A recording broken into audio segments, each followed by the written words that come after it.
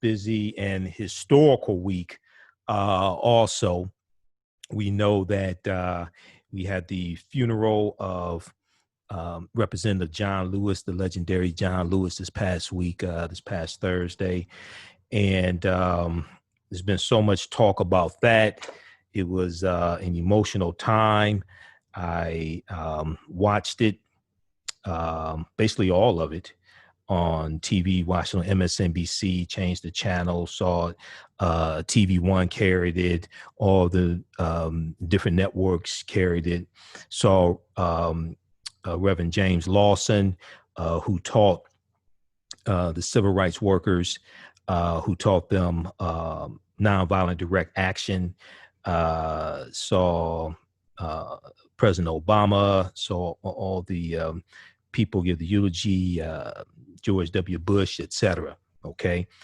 And I saw Bill Clinton as well. Okay. And we're going to talk some about that tonight. In a few minutes, we're going to be joined by Dr. Hasan Kwame Jeffries, who is an associate professor of history at Ohio State University. And JT, just I need to switch phone lines. JT, I need to call in on the Skype line. So I need to hang up this line and call in on the Skype line, like right now. All right, go ahead. Okay, thanks.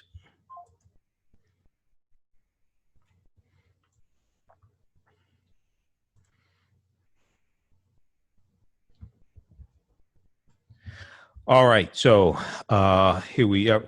Okay, yeah. So everybody should be able to hear me like this. Okay, so I'm calling in on the Skype line. Do we have Dr. Hasan Kwame Jeffries on the line? JT, is he? I'm gonna bring him on. I'm gonna bring him on just a minute. Okay. Yeah. Okay. We'll bring you on just a minute. Hold on. Just stand by just a minute. I just want to make sure we had him there. Okay. So I was looking at different articles on social media. I was looking at different comments regarding Bill Clinton's comments regarding Kwame Toure, Stokely Carmichael, and talking about SNCC and the movement going in a different direction for a few years. It went too far in Kwame Toure's direction. And some people, there were a number of people who thought this. Okay, there were a number of people who thought this. It wasn't just Bill Clinton. There were a number of African Americans who thought this also. Okay, so on tonight's show, we're going to deal with some of that history. All right. Also, we'll give you an update on what's going on with coronavirus.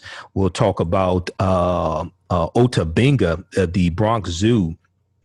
Has issued an apology to Ota Benga. We know he's deceased, but apologies always come after we're dead many times. But they apologize for displaying him in a cage in 1906. We'll also talk about President Obama talking about voting rights and passing the voting rights bill at John Lewis' funeral. We'll give you an update on what's going on with coronavirus. U.S. single-day death toll for coronavirus surpasses 1,000 for 6 days in a row as infection rate increases, and still no national plan from Donald Trump. Imagine that. No national plan. He's supposed to be the big businessman. Now, we saw for the second quarter, GDP dropped like 32%, the biggest in history. Okay. And he's supposed to be the big businessman, make America great again, all of this nonsense. Okay. And okay, now people, then this is now you go back and listen to my broadcast in 2016. I warned you day after day after day about Donald Trump. My degree is in business administration. The only people that thought Donald Trump was a good businessman were poor people and people who did not understand business, because most people successful in business, they didn't think Donald Trump was a good businessman. So we'll talk some about that as well. Okay. All right. So on the African History Network show, we focus on educating, empowering, and inspiring people of African descent throughout the diaspora and around the world, because right now it's corrects wrong behavior. What you do for yourself, what you do to yourself, and what you allow other people to do to you and get away with is based upon what you think about yourself, What you think about yourself is based upon what you have been taught about yourself. What you've been taught about yourself is based upon everything you've read, heard, and seen about yourself. So when you control the radius of a man's thoughts, you can control the circumference of his actions, because the mind can't do or teach what it doesn't know. Now, we deal with a number of different topics here on the African History Network show. We deal with current events in history, politics, education, economic empowerment, entrepreneurship, relationships, love, sex, health issues, and much, much more. Sign up for our email newsletter. Text the word Kemet, K-E-M-E-T, to 22828 to sign up for our email newsletter. Text the word Kemet, K-E-M-E-T, the 22828. And then also visit our website, AfricanHistoryNetwork.com, AfricanHistoryNetwork.com as well, to sign up for our email newsletter. Okay. You can also donate to the African History Network, $, the AHN show through Cash App, $, the AHN show through Cash App. To sign up for our email newsletter, or through PayPal, paypal.me/the AHN show, paypal.me/the AHN show. Okay. You can also go to our website, AfricanHistoryNetwork.com, AfricanHistoryNetwork.com. And you can sign up for the email newsletter there as well, right on the homepage. Okay, we're broadcasting on our social media platforms. So in addition to 9:10 a.m. Superstation WFDF in Detroit, we're also broadcasting on 910's Facebook page, 9:10 a.m. Superstation. We're broadcasting on our Facebook fan page, The African History Network, The African History Network, and my YouTube channel, Michael Imhotep, I-M-H-O-T-E-P.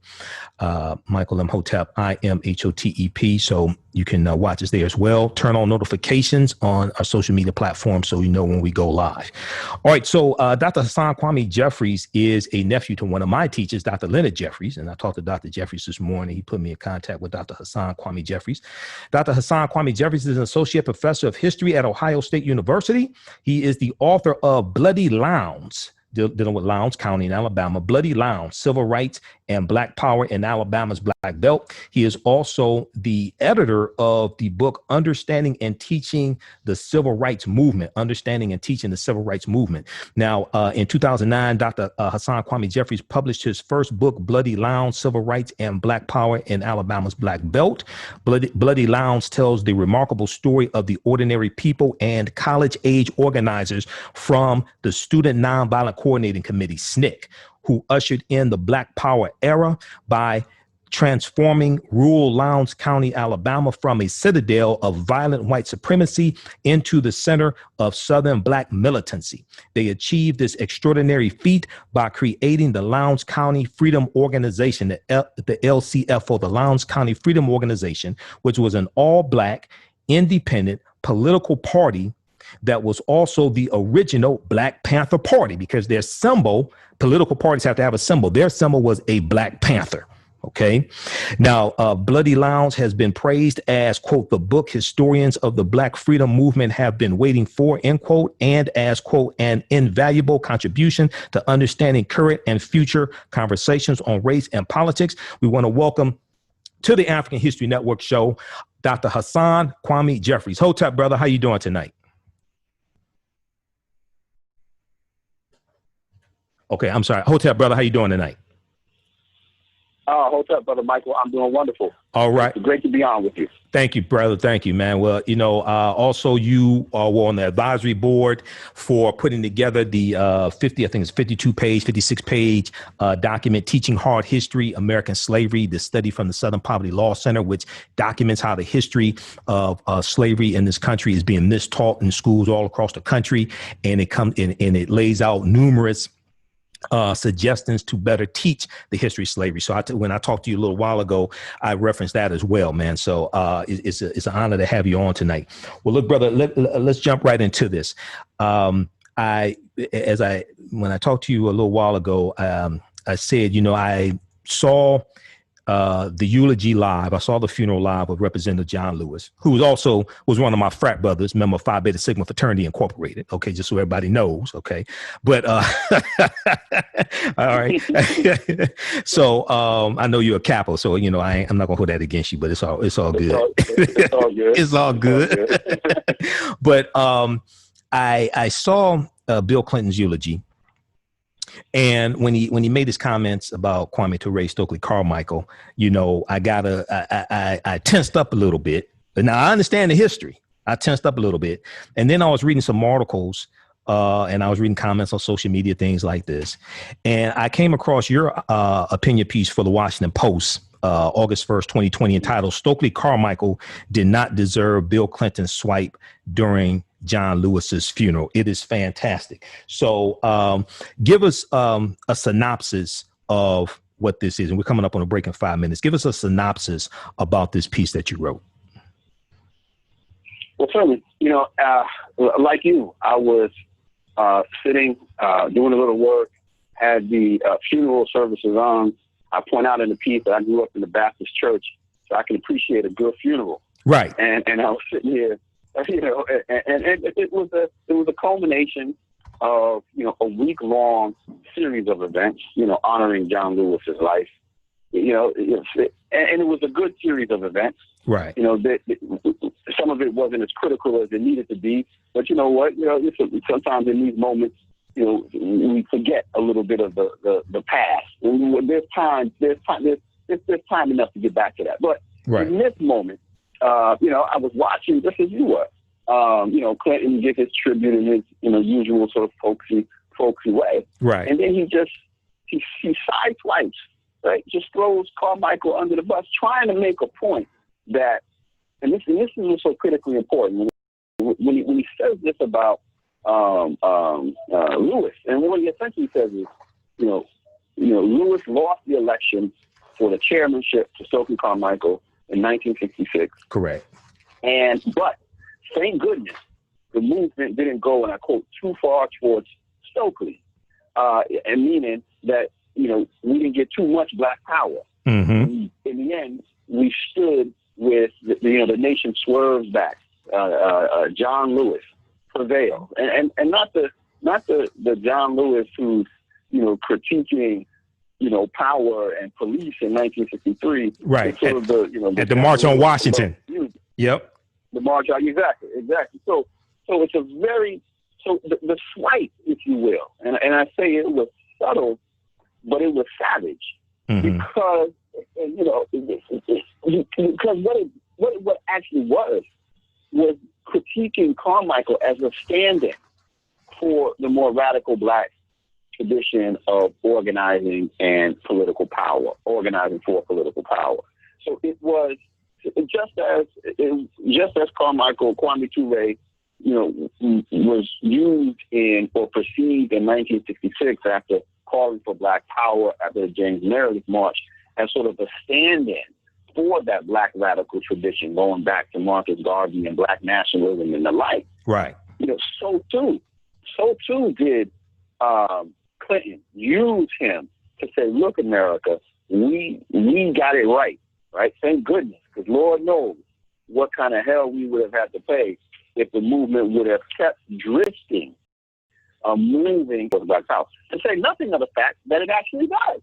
Right? I mean, the Black Power movement does surge, and we would have done, and I'm sort of wrap up the piece by saying, we would have done better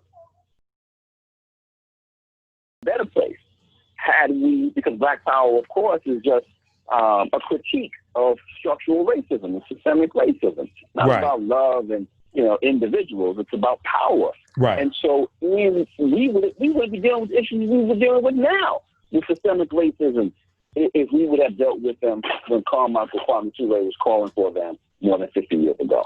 Exactly. And what I'm going to do, we're coming up on a break in 2 minutes. What I'm going to do is during this segment we have with you, I'm going to take people through the article that you wrote for the Washington Post. Once again, it's an opinion piece. To me, is news. It ain't an opinion piece to me. It's history. Okay. But I know it's the Washington Post. And I'm glad brothers like you have access to the Washington Post. We need that.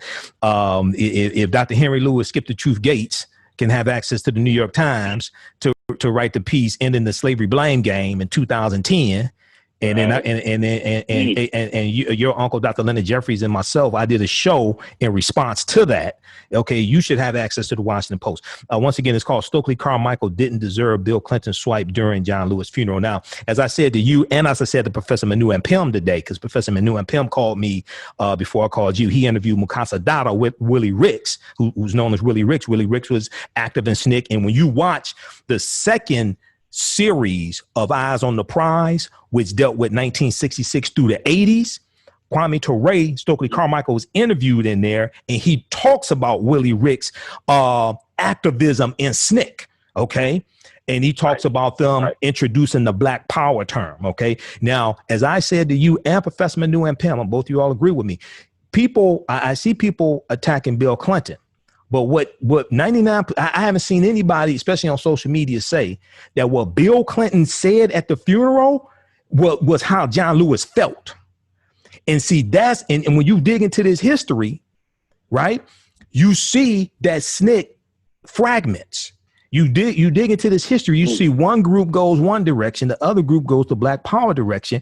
John Lewis disagreed with the Black Power direction of SNCC. He's going to leave SNCC, not just because he loses the chairmanship, but because of the direction that SNCC goes in.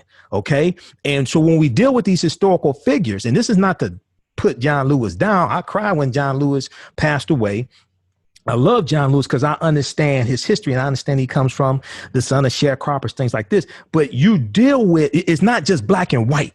It's a nuanced history. So we have to understand these disagreements and things like this that take place in the movement. Okay. I'm going to get your response on the other side of the break. We're coming up on the break. Hey, everybody, listen to 9:10 a.m. Superstation WFDF, the African History Network show. I'm Michael Imhotep. We're speaking with Dr. Hasan Kwame Jeffries. We'll be back in a few minutes. Stand by, everybody. Stand by. Stand by. Okay. On a 2-minute break. Broadcasting. This is terrestrial radio we're broadcasting on. Normally, it's FCC license. Normally, I'm in the studio because of COVID-19. They have us broadcasting from home. We're going to continue this on the other side of the break. We're speaking with Dr. Hasan Kwame Jeffries. He's a historian, associate professor of history at Ohio State University, one of the nephews of Dr. Leonard Jeffries. Okay. I'm going to post the article that he wrote for the Washington Post. And it's a deep, deep piece that he wrote. People need to read this. Okay. And then also, I talked to Professor Manu Ampem today, who's a professor of history at Contra Costa College. And I'm going to bring him on in the next few days or so, or maybe next Sunday show. We're going to get deep into this history also, because he was breaking down. We talked today, man, and he was breaking down a lot of history as well. And I've interviewed him in the past. Okay, so let me pull this up.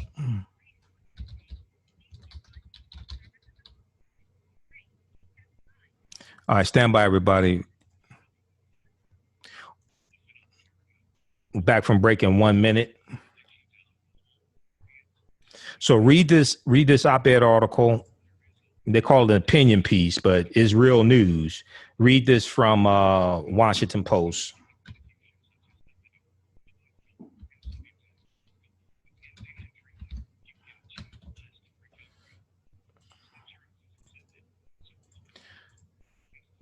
I'm posting the link here. Welcome back to the African History Network show right here on 9:10 a.m. on Superstation Feature Radio. Hey, I'm your host, Brother Michael Imhotep. It is Sunday, August 2nd, 2020. We are live. We're speaking with Dr. Hasan Kwame Jeffries. Dr. Hasan Kwame Jeffries is an associate professor of history at Ohio State University. He's the author of the book Bloody Lowndes, Lowndes, Bloody Lowndes, Civil Rights and Black Power in Alabama's Black Belt. He's also the editor of the book Understanding and Teaching the Civil Rights Movement. He's a nephew, one of my teachers, Dr. Leonard Jeffries. We're talking about Bill Clinton's comments dealing with Kwame Toure, Stokely Carmichael at John Lewis' funeral. We're talking about SNCC, Civil Rights Movement, Black Power Movement, etc. Okay, Dr. Hasan Kwame Jeffries, are you there, brother? I'm here. Okay, go ahead with your comments. I was talking about Bill Clinton's comments and how John Lewis felt as well, and the split that takes place in SNCC in 1966. Go ahead with your comments, brother. Yeah, I think it's critical for us to understand that the split, or by the time you get to 1966, Lewis leans much more so in terms of his politics and his approach to organizing towards SCLC than he does towards SNCC. Right. Southern Christian Leadership Conference. Southern Christian Leadership Conference, for those that don't know. Go ahead. Exactly. Southern Christian Leadership Conference. That's King's organization. Right. And as you mentioned at the top of the hour, Lewis comes up under James Lawson. Mm-hmm. So James Lawson, even more so than King, is the prophet of nonviolence. Reverend James Lawson. Pretty much Reverend James Lawson out of Tennessee, Nashville, Tennessee. And pretty much by 1965, 1966, pretty much starting by 56, everyone who came into SNCC from the sort of Lawson's group, the Nashville group, who were committed to nonviolence as a way of life, as philosophical nonviolence, they had already left. They had already moved on. Many of whom, like Diane Nash and James Bevel, were instrumental organizers within SCLC. John Lewis was the last one. And by the time you get to 1965, 1966, the leadership within SNCC was no longer the Nashville Center group, that believed in nonviolence as a way of life. Right. They were the brothers and sisters, the new leadership were the brothers and sisters coming out of Howard. Like Cleve Sellers, for example. And they saw the struggle not as a moral one. They saw the struggle as a fundamentally political one. The problem of racism, the problem of inequality was a political problem, not a moral problem. And so therefore it required political solutions. And so their thrust, their commitment to change wasn't about changing hearts and minds. It was about acquiring power to change behavior. And so by the time you get to 66, Lewis is out of step with the rest of the organization. Right. And so when we get to that leadership decision of the chairmanship, the people in the organization looked to Carmichael not because he was a great orator, but because he was, which he was, but because he was a master organizer. And that was one of the points I tried to make in the piece. When you disparage Brother Carmichael, Brother Toure, this early period, you miss out on the genius that he was as an organizer down in Mississippi and certainly down in Alabama. And your listeners up there in Detroit, they're familiar with that Black brother Alabama. Half the folk up there in Detroit got roots to Alabama. Right. And so that's where that Lowndes County, Alabama, right between Montgomery and Selma, that's where Carmichael, as Stokely Carmichael at the time, leads the formation of this independent political party, creates the Lowndes County Freedom Organization, and SNCC, the organization, says, you know what, we've been looking for a political program, an organizing program, since Freedom Summer, since the Mississippi Freedom Democratic Party. We tried to get the National Democrats to recognize us, and they turned us away, turned Fannie Lou Hamer and Bob Moses and others away. And they saw what Brother Carmichael was doing, what Toure was doing in Alabama, and they said, okay, that's the direction we want to go. This is our most successful program right now, and it's about independent Black politics. It's about empowering local people to put them in county courthouses and in positions of power. And Lewis was opposed to that. Right. Lewis was like, no, we should still go within the Democratic Party, which was King's position. So he was out of step. So what we see then is you said that was King's position? Oh, go ahead. I'm sorry, go ahead. You said that was King's position? That was King's position. Yeah, King's position explain that. Was that alliance with the liberal white allies. And Carmichael and most within SNCC, coming out of Mississippi, coming out of the Atlantic City Challenge, where they tried to get the National Democratic Party to recognize the Black Democrats in Mississippi as the true party, as the rightful party out of Mississippi, and they didn't. That's when they knew that they couldn't trust these liberal white Democrats. They couldn't trust Lyndon Johnson, and they said, we got to chart our own course. Lewis was still very much in that camp of commitment to National Democrats, and that was totally out of step with what folk within SNCC were doing on the ground, what Carmichael was doing on the ground in creating this all-Black independent political party. Exactly. And when you talked about that in your piece, this is why it's so good. This is like the best piece I've seen dealing with this. So I want to highlight a few things because I made notations here. And everybody, once again, read this article from the Washington Post. Stokely Carmichael didn't deserve Bill Clinton's swipe during John Lewis's funeral. Now I posted it a couple of times on our Facebook fan page, the African History Network. So you said that Carmichael was Lewis's successor at the as the chairperson of the Student Nonviolent Coordinating Committee. He was born in Trinidad, Kwame Toure, Stokely Carmichael, and raised in the Bronx. He introduced the nation to Black power during James Meredith's 1966 March Against Fear. Okay. Clinton's attack was more subtle than savage, but it was still severe. You went on to say, quote, there were two, Bill Clinton said there were 2 or 3 years there where the movement went a little too far towards Stokely. He went on to say, but in the end, John Lewis prevailed. You said for Clinton, the movement's problematic drift was its turn toward Black power. Black power was an approach to change rooted in Black power was an approach to change rooted in Black political independence, economic empowerment, and cultural pride that gained popularity during the late 1960s. Now, we know it was also Mukasa Dada, Willie Ricks, who Professor Manu Ampim just interviewed and who I interviewed 6 years ago, who helped to popularize and coin the term Black power along with Stokely Carmichael, Kwame Toure. You went on to say, like many white liberals and progressives, President Bill Clinton does not view Black power as a logical extension of civil rights organizing. He doesn't see it as a natural outgrowth of movement victories in the South that put the voting ballot, in Black hands. And he doesn't recognize it as a product of Black frustration with the slow pace of progress in the North. He sees it instead as an unfortunate break from nonviolence and a regrettable rejection of integration. Okay, break that down, because you could teach a whole class right there, brother, on those on that passage. Explain that to people. Absolutely.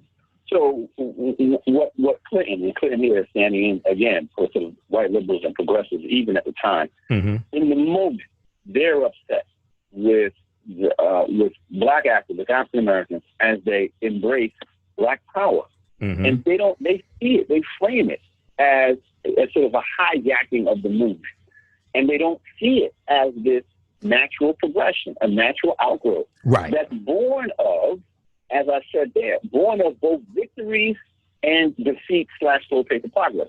The victories, for example, the Voting Rights Act was a victory, right? 1965. Black folk in the South, Black Southerners, exactly.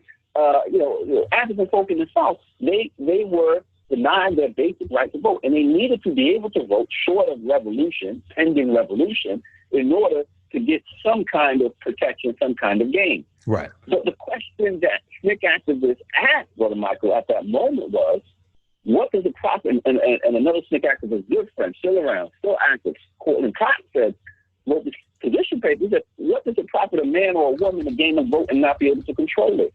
Right. So when I say it's an extension, the question after the achievement of these major legislative victories was, what do we do now?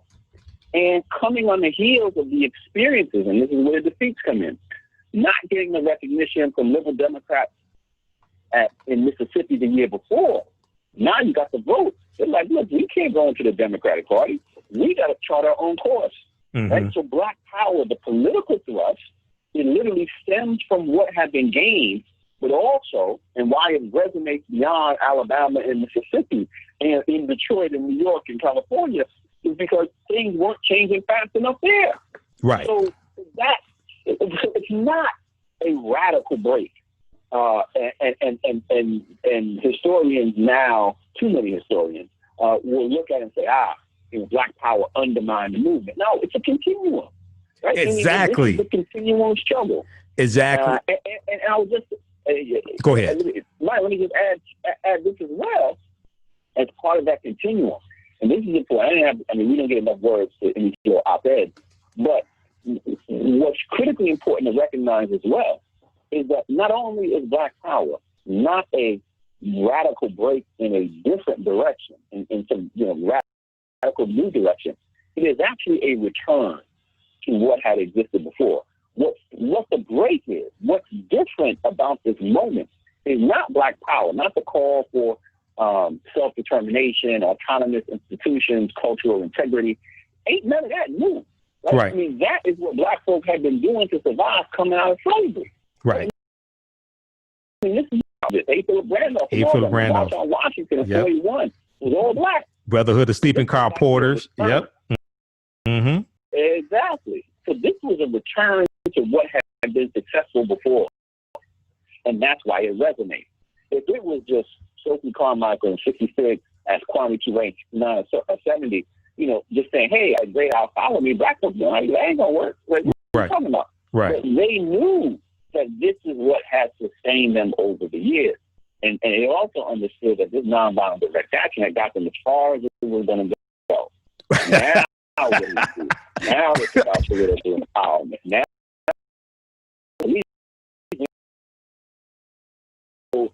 that we properly contextualize where black power comes from, right, so that we can understand and take seriously those who advocated, take them seriously as political thinkers.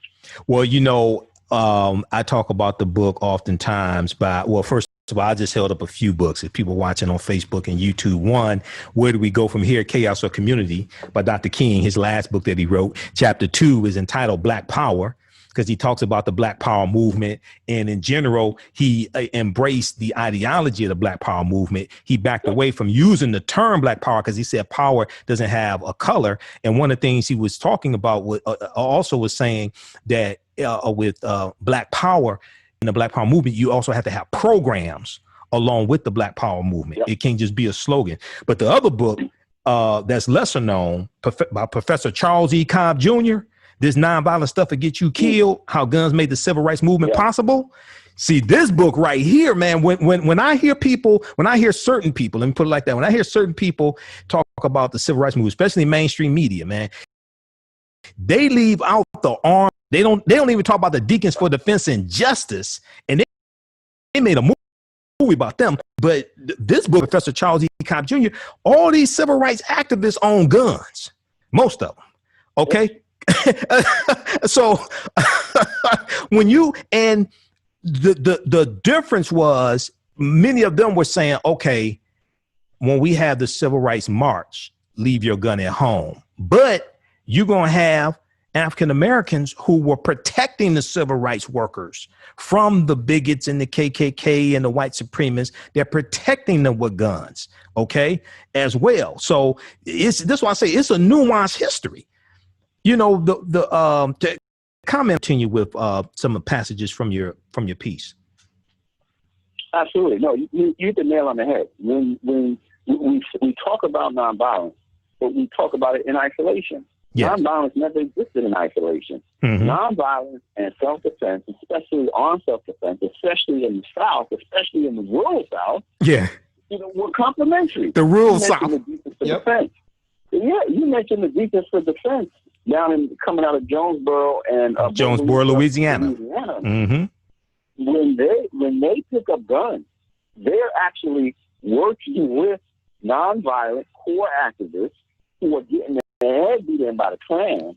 Right. And they tell the core activists, all right, we're going to sit over here and we're going in our cars, armed to the teeth, and we're going to protect you while you have your nonviolent demonstration. Exactly. So their nonviolence made possible by the willingness of these black folks to keep and bear arms.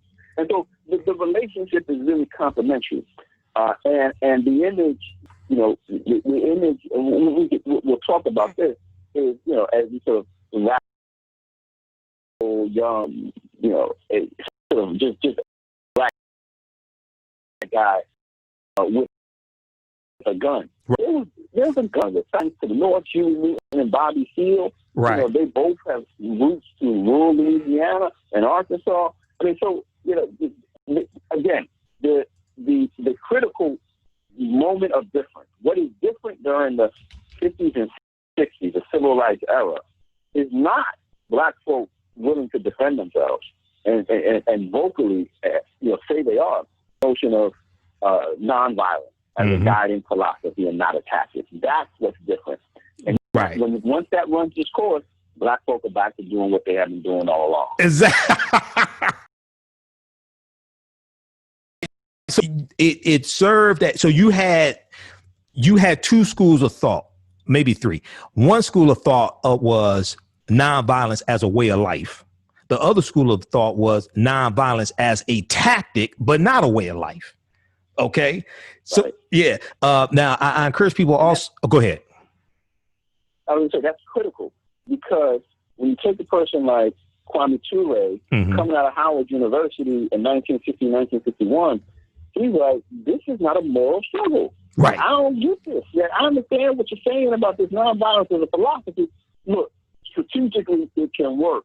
Strategically, we can use it. But once it's no longer effective, then we got to do something else. And the vast majority of people who participate in the civil rights and the protests of the 50s and 60s, that is their philosophy. Only a small minority of folks embrace this thing as a way of life, because it requires so much. It requires a deep kind of James Lawson commitment. And who has that? A John Lewis kind of commitment. Right. I mean, I respect that. Right. But the majority of folk were like, we don't see it that way.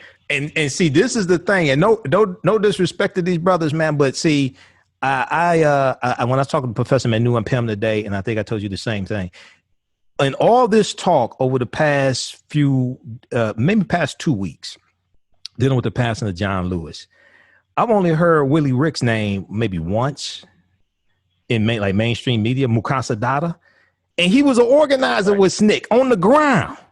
But the other thing is, when I hear people, Andy Young, when I hear others who are still alive, I don't want to call too many names, but still alive, all due respect to them, they don't talk about the armed resistance that took place in the civil rights movement that made their nonviolence movement possible.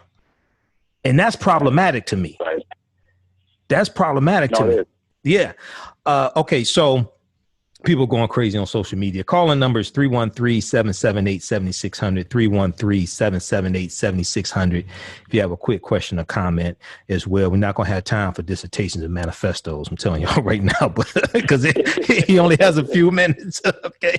But I want to continue some of your piece here. So, and then also I put up this other article from the Washington Post, an opinion piece from the Washington Post, this nonviolent stuff that gets you killed. This is by Professor Charles E. Cobb Jr. Now, people just have to understand who he is. He was a former field secretary for SNCC for 5 years in rural Mississippi, organizing African Americans to vote, things like this. So that's dangerous work. Okay. And he wrote this July 28th, 2014, this piece. Go ahead. And let me add about Brother Cobb. Yeah. He was also the person who conceptualized Freedom School. Okay. He is the one who came up with the idea, the plan and the program that they would then implement in 1964, which is, when we think about 1964 and the Freedom Summer, people get all excited about the white participation. The lasting legacy wasn't a handful of white kids from Yale and stuff that come down. It was these freedom schools that really transformed not only education in Mississippi, but really creating a model for liberatory education. And that's what we're talking about when we're talking about Charlie Cobb. Yeah, Professor Charles E. Cobb Jr. And the first interview I saw with him, Roland Martin interviewed him on News One Now, on TV One a few years ago. And then that same day, Roland's a friend of mine. I used to guest host Roland's nationally syndicated radio show a lot. Later that same day, Roland interviewed Professor Charles E. Cobb Jr. for 2 hours on his radio show. And he was telling story after story. And one of the things Professor Charles E. Cobb Jr. said, and you could go to news1.com. Everybody can go to news1.com and search for Charles E. Cobb, C-O-B-B, Charles E. Cobb Jr. You could pull up the interview Roland did with him. One of the things he talked about was for the civil rights workers, they never, everybody's home that they stayed in the South, all the black people's home they stayed in the South, those African Americans had guns, because you came out of a gun culture. You lived on a farm. You had to be able to protect your livestock, protect your home, things like this. So he said they had a gun on the nightstand, over the fireplace, something like that. And he said when they first got, he said a lot of the African-American civil rights workers came from the North and they were coming down South. He said when they first got down there, he said those black people down there said, we know you're nonviolent, but we're not. And we're not going to let these white people kill you. Okay, because they knew what the white people were capable of, and he said it was Negroes with guns, African Americans with guns, protecting the civil rights workers. But let me just share a quick this paragraph from his piece, and I'm going to go back to your piece. He said, what is it? Thus, the tradition of armed self-defense in Afro-American history cannot be disconnected from the successes of what today is called the nonviolent civil rights movement. Participants in that movement always saw themselves as part of a centuries-long history of Black life and struggle. Centuries, plural. Centuries-long history of Black life and struggle. Guns in no way contradicted the lessons of that history. Indeed, the idea of nonviolent struggle was newer in the Black community, and it was protected in many ways by gunfire and the threat of gunfire. Simply put, because nonviolence works so well as a tactic for effecting change and was demonstrably improving their lives, some black people chose to use weapons to defend the nonviolent freedom movement. Although it is counterintuitive, any discussion of guns in the movement must therefore also include substantial discussion of nonviolent direct action. Exactly. And we're not talking crazy people just running out. We're just going to go out and hurt people. That's not what we're talking about. We're talking about people protecting themselves and protecting others who white people are trying to kill. That's what we're talking about. Yeah. Okay. Exactly. I want people to don't misunderstand me. Go ahead. No, you're absolutely right. Like the self-defense aspect, in any example, some stories of it. But black folk, for the most part, don't go on the offensive. Right? Mm-hmm. I mean, not using weapons on the offensive. I mean, we can debate tactics and usefulness and the like. But what they do is, especially in the rural South, things will change when you get to the urban North, because now you're no longer dealing with vigilante violence.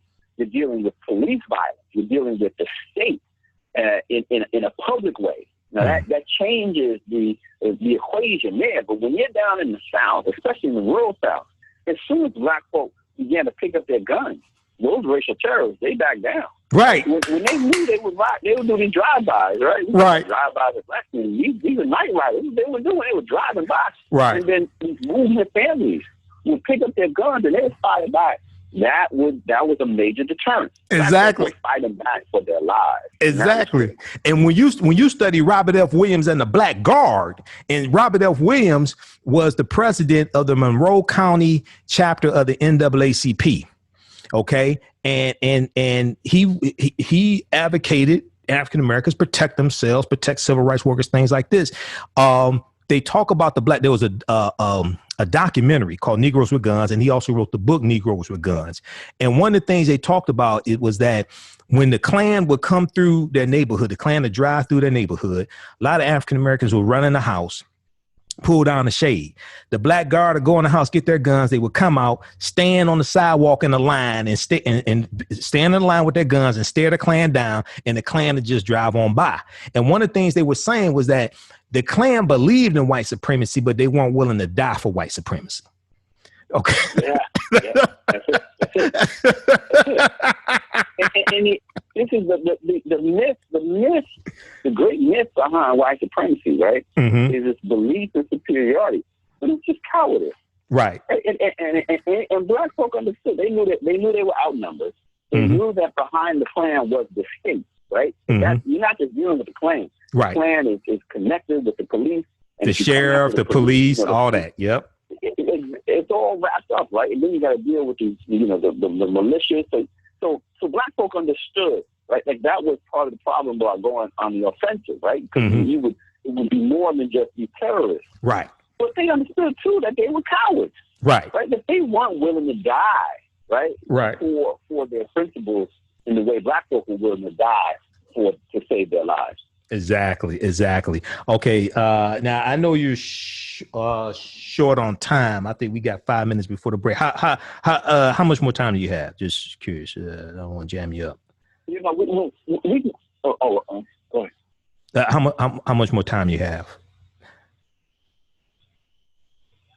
Can you hear me?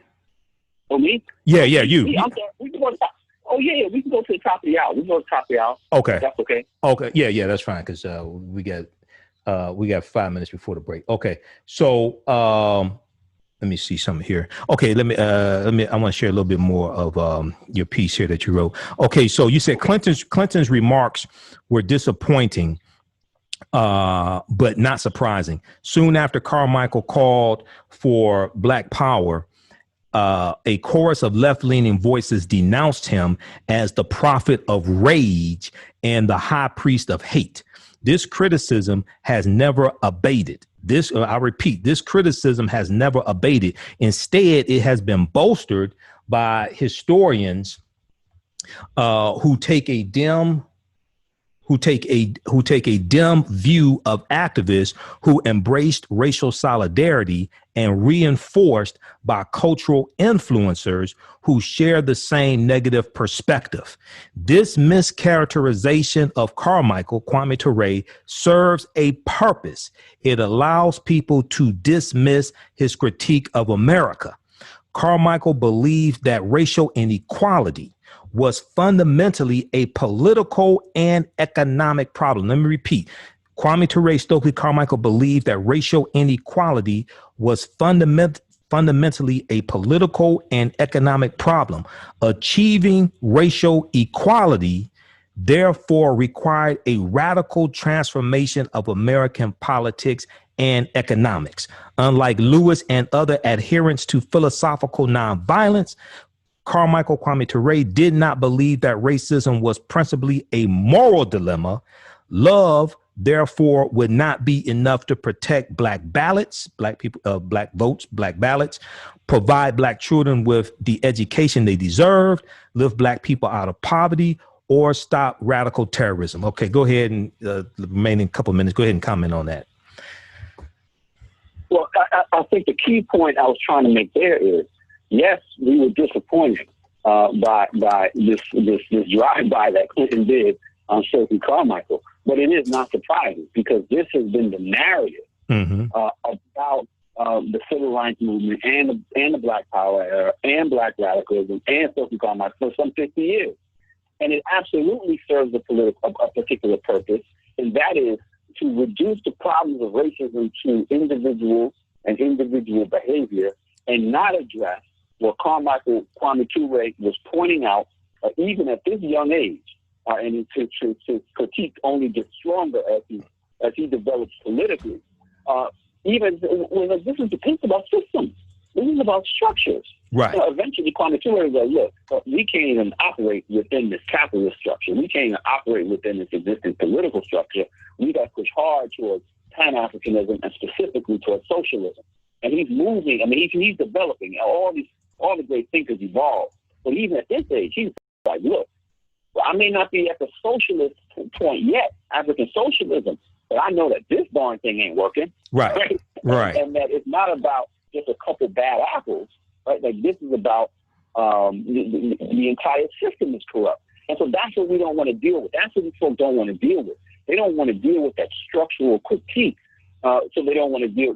So they're so quick to dismiss Black Power. And I'll just say this lastly, that the danger with dismissing Kwame Toure, Stokely Carmichael, is an undermining it. Is if you dismiss him, then you can dismiss his ideas. If you can label him a fanatic, if you can label him as crazy, if you can label him as undemocratic, then you can dismiss his ideas. Right. And if you dismiss his ideas, then you can dismiss all the people for whom those ideas actually resonated. And that was a majority of Black folks. And so now you end up dealing with Black folks, all because you've undermined what Kwame Toure, Stokely Carmichael was offering as a critique of this society. Exactly. And when I talked to Professor Manu and Pim today, he told me, because see, what a lot of people don't seem to understand is there were a lot of prominent civil rights activists, African-American civil rights activists then, who were against Kwame Toure in the direction SNCC took. Okay, they were for the more traditional nonviolent Dr. Kingway and John Lewis was one of those, but Professor Manu and Pim told me that last week Representative James Clyburn, who was a former member of SNCC, things like this, he said he was saying worse things about Kwame Toure and the direction SNCC took than Clinton was. So it was a lot of people. So this is a fragmentation of the movement that I don't think a lot of people really understand. And we got like a minute before the break. You could comment on that. Yeah, no, you're right. But I think it's critically important that we also keep in mind that there have always been strategic and tactical differences and disagreements within the Black freedom struggle, right? From 1619 to the present. So that's not new. That's not uncommon. Right. But what is different, I think, in this moment is the way in which presumably white allies, like liberals, like progressives, have latched on to this one particular Black approach and said, this is the one way, this is the only way, this is the right way, and then anything else is wrong and aberrant. And that we have to be mindful of, because that's dangerous. Nobody outside of our community should dictate to us our approach and the lessons that can be drawn from it. Absolutely. So we're out of time here. Give people your, how can people get in contact with you? Let people know about your social media platforms. Oh, absolutely. I'm most active on Twitter, and they can find me at Prof Jeffries, at PROF Jeffries, JEFFRIES. Would love to hear from your listeners. We'd love to be in dialogue and in conversation going forward. And you can always email me if that's preferred. And my email is jeffries.57@osu.edu. I know y'all in Michigan, but if you just show a little love to brother down in Ohio, I'd appreciate that as well. All right, brother. Well, look, man, it's good to talk to you. We're going to have you back again soon. Okay, brother? Absolutely. Thanks so much. I enjoyed you keep fighting. Keep doing a good job, man. All right. Thank you, brother. Tell your uncle, Dr. Leonard Jeffries, I said Hotep as well. Okay. All right. Peace. And Dr. Hasan and Representative Jeffries as well. Okay. Yes, my brother. Yeah. Hakeem, Representative Hakeem. I just saw him today on MSNBC. That's a bad brother. Yeah, he's good. That's my older brother. I say, look, that's my older brother, but I'm still my mama's favorite. So right. Well, you all have that Jeffries chin, man. That's how I can tell you all related. Okay. All right. Take care, brother. Okay, everybody. Okay. All right. Peace. Hey, you listen to the African History Network show, 9:10 a.m. Superstation Future Radio. I'm Michael Imhotep. We'll be back in a few minutes. Are you behind on paying bills? Stand by, everybody. We'll be back in a couple minutes. I'm way past the break. Stand by. We'll take a mandatory commercial break. Stand by, everybody. Share this broadcast. I'm going to share some more of this piece that Dr. Hasan Kwame Jeffries did. He had to go. And then we're going to get into some of these other topics. I want to deal with Lebron James and his teammates taking the knee during the national anthem. We'll talk a little bit about Ota Benga, and I want to deal with some of President Obama's comments during John Lewis' funeral as well. We'll be back in just a minute.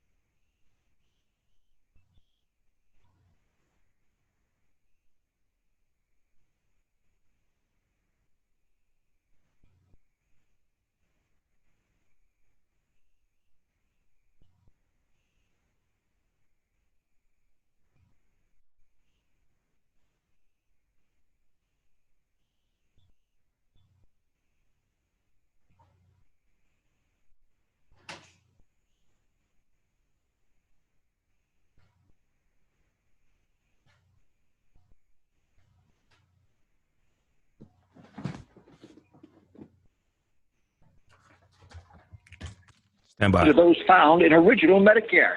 Benefits like dental, vision, and... All right, stand by, everybody.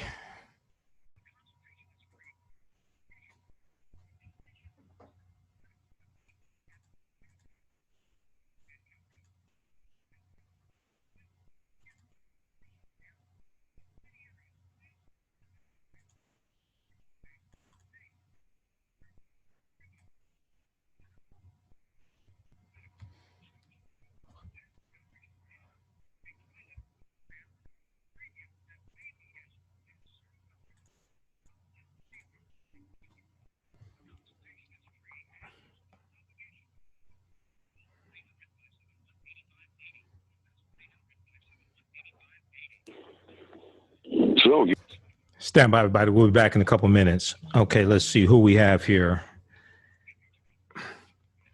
Got Jackie, Bonnie. How's everybody doing? Anita. CORE organized a lot of the freedom rides. CORE, Congress of Racial Equality. CORE was looked at as the more radical group. They used also the Deacons for Defense and Justice more. We have orders shipping out this week also for those that ordered from DVDs from us also. Division of Adele Media. Welcome back to the African History Network show right here on 910 a.m. the Superstation of Future Radio. I'm your host, Brother Michael Imhotep. It is Sunday, August 2nd, 2020. And we are live. Calling numbers 313-778-7600, 313-778-7600 is the call-in number if you have a question or comment. We just finished speaking with Dr. Hasan Kwame Jeffries, nephew, one of my teachers, Dr. Leonard Jeffries. Fantastic interview with him. We talked about Bill Clinton's comments. Well, first of all, we talked about the op-ed piece he wrote for the Washington Post. Stokely Carmichael didn't deserve Bill Clinton's swipe during John Lewis's funeral. We talked about Bill Clinton's comments, Stokely Carmichael, Kwame Toure, the Black Power Movement, SNCC, Student Nonviolent Coordinating Committee, and SNCC. And the Black Power Movement really comes out of SNCC, and SNCC comes out of SCLC, Southern Christian Leadership Conference. So we dealt with so much history. Okay, so I talked to Dr. Leonard Jeffries today, Professor Manu Ampem, and Dr. Hasan Kwame Jeffries. So it's been a busy day. Okay. All right. 313-778-7600 is the call-in number if you have a question or comment. 313-778-7600 is the call-in number if you have a question or comment. LeBron James and teammates take a knee during the National Anthem.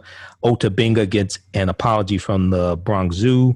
And we'll do a little bit with President Barack Obama's comments at his eulogy of John Lewis. And it just, I mean, I was happy to see President Obama speak because I warned y'all in 2016 about this jackass we have now. And he's getting worse day by day. He's trying to undermine the 2020 election because he knows he's going to lose. He's involved in slowing down the pace of the delivery of mail and the processing of mail in the U.S. Postal Service. I mean, this dude has dictatorship qualities. Okay.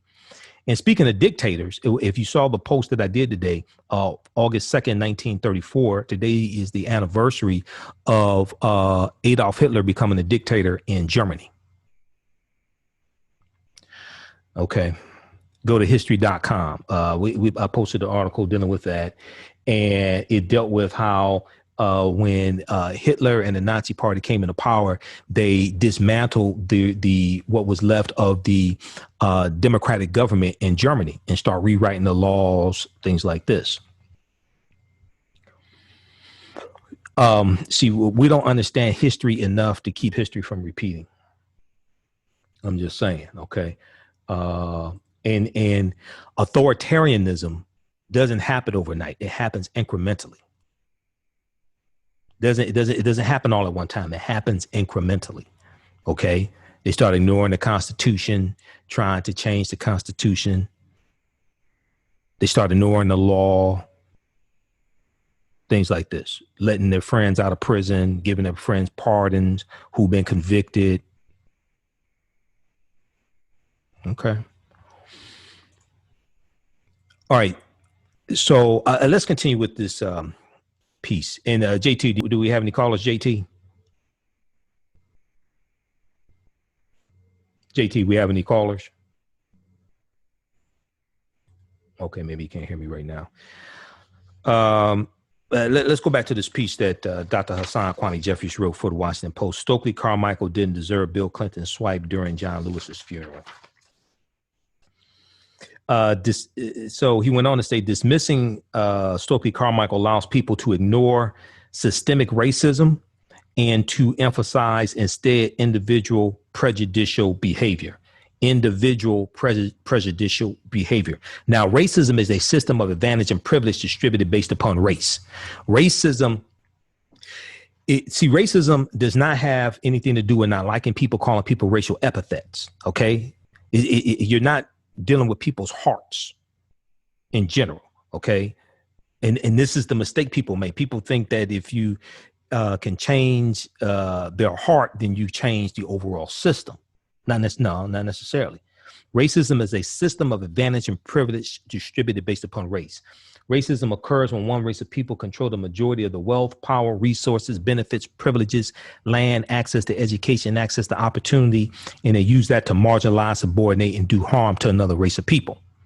Now, I have stated before, and I'll maintain that when we understand what a system is dealing with this example here, a system is not a computer program. A system is not an operating system. A system is a group of people indoctrinated with a certain ideology that work to uphold and enforce that ideology. That's what a system is. Okay. But just getting people to love everybody, that's not going to change the system, because you can love people and still oppress people at the same time. But the solution to ending police violence in Selma, Alabama in 1965 was not simply removing Dallas County, Alabama Sheriff Jim Clark. You hear Dr. King referencing Sheriff Jim Clark. OK, it wasn't just removing him. Just removing him didn't address the problems in the system with policing there in Dallas County. To be sure, personnel had to change, but so did the culture and practice of policing, as well as the priorities of the criminal justice system. The quote unquote bad apple theory of police misconduct was as false then as it is now. Beyond marginalizing structural analysis, misrepresenting Carmichael distorts his life and legacy. Kwame Toure, Stokely Carmichael, was a master organizer. In 1965, he shepherded into being the original Black Panther Party, a radically democratic, all-Black political party in Lowndes County, Alabama. That's the Lowndes County Freedom Organization, founded in 1965 in Lowndes County, Alabama. He was also a brilliant political theoretician responsible for breathing life into Black power. Kwame Toure, Stokely Carmichael, preceded John Lewis in death by some 20 years. And like his SNCC, Student Nonviolent Coordinating Committee comrade, he also got into some good trouble during and after the movement. Too often, though, we don't think of his activism as such. We brush it aside as pointless rabble-rousing. Disparaging Kwame Toure also warps civil rights history. The narrative that flows from this viewpoint overemphasizes Dr. King, overstates white participation in the civil rights movement. Even though there were white people who participated in the civil rights movement, they went to jail with us. They were beaten also. Some of them were killed. Like Viola Louisa, who's from Detroit. She saw Bloody Sunday in her living room, March 7th, 1965. She was so moved by what she saw, she goes down to Alabama to help the African Americans organize down there for the Voting Rights Act, to help them organize things like that. And she's shot and killed by the Ku Klux Klan. Okay, so that did happen. So they overstate white participation, even though it did take place. They overlook self-defense and overestimate federal support. In addition, it makes it hard to see the ways that civil rights and Black power inform today's Black Lives Matter protests. Let me repeat, it makes it hard to see the ways that civil rights and Black power inform today's Black Lives Matter protests. And one of the things I tell the activists, things like this, you need to understand history and law and politics, understand how all this intersects, because unfortunately, a lot of them don't understand history. America is experiencing a racial justice reckoning, the likes of which we haven't seen since the 1960s. Perhaps if the movement had gone a little further towards Stokely, quote unquote, towards Stokely back then and addressed systemic racism, there would be no need for people to take to the streets today. Maybe this time, if Carmichael, quote unquote, prevails, things will be different. Okay, so that's the op-ed piece from Dr. Hasan Kwame Jeffries, Associate Professor of History at Ohio State University. Stokely Carmichael didn't deserve Bill Clinton's swipe during John Lewis's funeral. But once again, as I said before at the beginning of the show, and a lot of people are not saying this on social media, I don't think a lot of people notice because they haven't studied John Lewis, what Bill Clinton said. And see, Bill Clinton and John Lewis were friends, okay? And I'm not knocking them for being friends, but what Bill Clinton said about Stokely Carmichael, Kwame Toure, that's how John Lewis felt. And that's a part of the history that has to be talked about. If you go watch the second series of Eyes on the Prize, it's on YouTube because I've been going through watching it again. I saw when it originally aired. It came out in 1980, something like that. The first installment of Eyes on the Prize deals with from 1954 to 1965. It ends with the Voting Rights Act. And the Voting Rights Act was signed August 6, 1965. So we're coming up on that anniversary. Okay. The second installment of Eyes on the Prize, it's called American Experience, Eyes on the Prize, that dealt with from about 1966, 65, 66 through the 80s. And John Lewis is in there and he talks about he talks about leaving SNCC, losing the chairmanship in 1966. He talks about the change that takes place in SNCC, white people not being welcome in SNCC anymore. And he says he leaves and never goes back. He talks about the change towards a change away from nonviolence, things like this. That's in that second series of Eyes on the Prize. People need to go watch that. Okay, that gives you some background information. This is not an attack on John Lewis. This is understanding this nuanced, complicated history. It's a complicated history. Okay. All right. So check that out. And let me see, what's the name of it on YouTube? Now I have the original Eyes on the Prize series. I have the box set DVD. I got that from Amazon. I'm trying to get the new one, the second installment, and that's not available. It's unavailable right now. I don't think they're producing it or something, man. And this is a whole nother thing. This is a whole nother subject. All these documentaries and things like this dealing with our history, we need to own this stuff. Because I don't think we own Eyes on the Prize. We need to own that. That needs to be available right now. They should be showing that on TV 24/7 as far as I'm concerned. Okay. Because that's a history, even though there's some flaws in it, especially the first series from 54. It starts with Brown versus Board of Education, if I remember correctly. Brown versus Board of Education, then they go to Emmett Till. 54 to 65. Even though there's some flaws there, because they don't talk about the armed resistance there. But in the second installment that deals with like 65 through the 80s, they deal with the Deacons for Defense and Justice in there. I was watching it on YouTube. They show the Deacons for Defense and Justice. Willie Ricks, Mukasa Dada is in there. SNCC. Kwame Toure gives Willie Ricks credit for the ground organizing and preparing the people to be ready for the term and concept of Black Power. That's in Eyes on the Prize. We gotta own this stuff. Is good for it to be shown, but if you can't control that message and control when it's produced, I can't get it on. I want to buy it. I want it on DVD. I can't get it. It's not being produced. We gotta own this stuff. All right. So let me see here. I was watching, I think I have it here. I'll give you the name of it. Oh, you just search for Eyes on the Prize, search for 1966, 67, it'll come up, okay? I got to continue because we run out of time. We only have 2 hours here on 19 AM Superstation. We're going to continue after the top of the hour. We'll continue on my social media platforms, the African History Network, and Michael Imhotep on YouTube, okay? All right, let's go to, okay, so you can look at Black Power Movement, 1967 to 1968, America's Civil Rights Movement, and that's Eyes on the Prize, okay? That's on YouTube. Let's go to, we'll give you a little background information on SNCC. History.com has a good article dealing with SNCC, Student Nonviolent Coordinating Committee. The Student Nonviolent Coordinating Committee, SNCC, formed to give younger blacks more of a voice in the civil rights movement.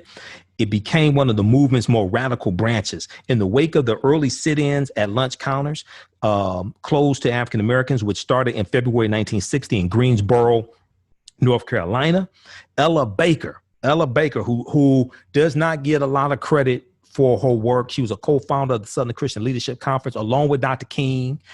There was sexism that took place in the movement. Sexism took place in SCLC. Dr. King was a sexist. I love Dr. King, but he was a sexist. He did not think that women belonged in permanent leadership positions in the movement. And this is one of the reasons why Ella Baker is going to leave Southern Christian Leadership Conference that she helped to co-found in 1957, because she got passed over for a permanent leadership position in the movement. In SCLC, Southern Christian Leadership Conference, okay? SNCC is going to come out of SCLC. So Ella Baker, then director of the Southern Christian Leadership Conference, helped set up the first meeting of what became SNCC, Student Nonviolent Coordinating Committee. She was concerned that SCLC, Southern Christian Leadership Conference, led by the Reverend Dr. Martin Luther King Jr., was out of touch with younger African Americans who wanted the movement to make faster progress. When you watch African Americans, Many Rivers to Cross by Dr. Henry Louis Skip the Truth Gates. Now, Gates does some good work. One of my teachers, Dr. Lyndon Jeffries, calls him Dr. Henry Louis Skip the Truth Gates, because oftentimes he does skip over the truth. But I've read numerous articles, and I give him credit. He does do some good work. Okay. African Americans, Many Rivers to Cross, the 6-part series that aired on PBS in 2012. They deal with the March Against Fear, June 1966 in Greenwood, Mississippi. And there's a scene where there's a reporter standing between Kwame Toure, Stokely Carmichael, and Dr. King. And they're walking and they're talking about the direction of the movement. And Kwame Toure talks about how he disagrees with Dr. King. Okay. You had these differences that take place. And the younger generation did not think the movement was moving fast enough, and they want to use different tactics. Okay. So Ella Baker encouraged those who formed SNCC to look beyond integration to broader social change and to view King's principle of nonviolence more as a political tactic than as a way of life. Nonviolence more of a political tactic than as a way of life. The new group played a large part in the freedom rides. Now, it's important to understand, in general, and I've talked about this before, in general, the goal of the modern day civil rights movement was desegregation as opposed to integration, meaning the goal wasn't to give up our businesses, give up our schools, things like this, to be able to go to white people's schools and business. The goal was to have all of our rights now. Keep our businesses, keep our schools, things like this. Even when you deal with Brown versus Board of Education, the real fight there was for equal funding. We wanted equal funding for our schools as opposed to having dilapidated schools, outdated textbooks, things like this. We wanted equal funding. The goal wasn't for the goal wasn't for us to send our children miles away, have them bused to white schools to be taught by teachers who didn't love them, didn't care about them, send them into hostile territories. That wasn't the goal. We wanted equal funding for our schools. Okay. And you did have cases where you had the white school that was 3 blocks away, and our children couldn't go to the white school 3 blocks away. They had to go to the black school 5 miles away. You did have cases like that. We wanted equal access, but we didn't want to give what we had. We wanted equal funding for our schools. Okay. What we got was busing.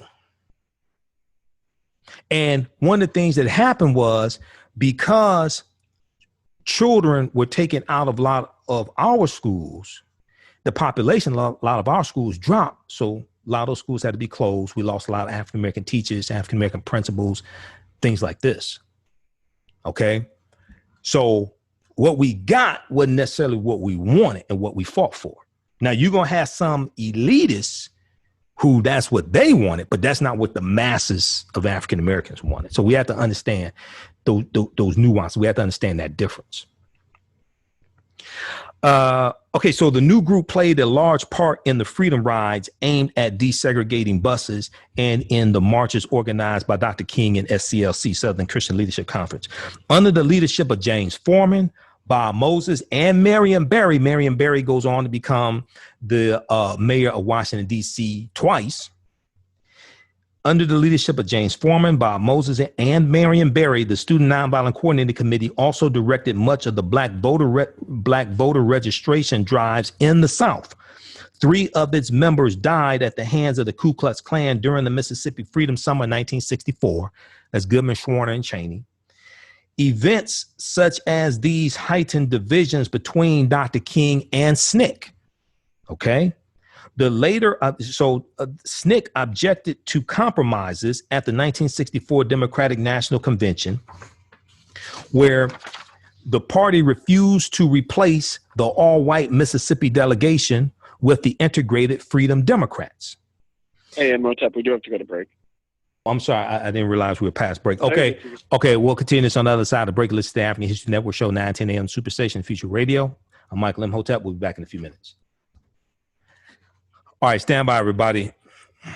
I didn't realize we went past break. Just time just goes by. Okay, stand by, everybody. We'll continue this on the other side of the break. How's everybody doing? Who we have here? I need to send them this clip here too. Stand by. I got to send them this clip.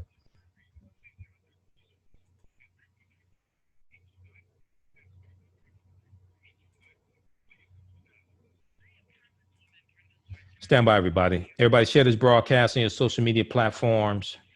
Invite your friends to tune in. You're not going to hear this type of information other places.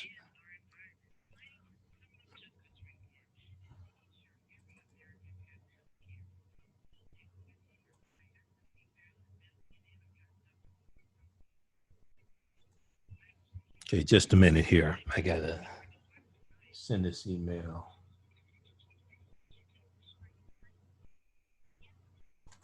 Oh, come on, what is this?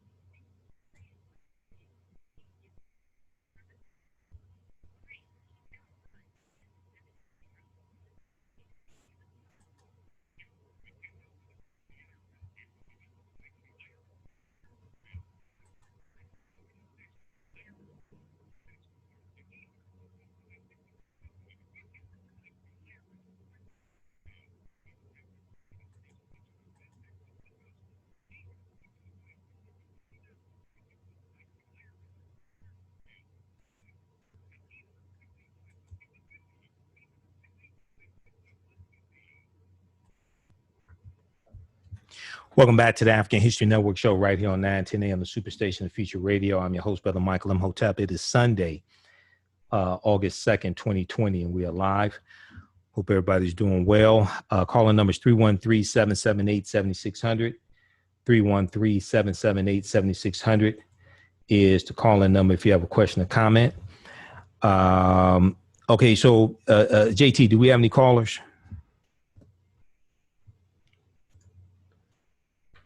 Can you hear me? Do we have any callers?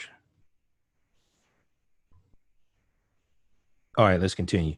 I want to go back to this piece from history.com, official website of the History Channel. And this deals with SNCC and the founding of SNCC. It goes on to say, in 1966, Stokely Carmichael was elected head of SNCC and popularized the term Black Power to characterize the new tactics and goals, including Black self-reliance and the use of violence as a legitimate means of self-defense. He also drew attention to the plight of Blacks in the inner cities. Carmichael's successor, H. Rap Brown, went further, saying, quote, violence is as American as cherry pie, end quote. But the fires and disorders that followed in the summer of 1967 led to H. Brown's arrest for incitement to riot, and SNCC disbanded shortly thereafter as the civil rights movement itself splintered. Okay, so check this out from history.com, official website of the History Channel. It's just entitled SNCC, SNCC, Student Nonviolent Coordinating Committee, SNCC. All right.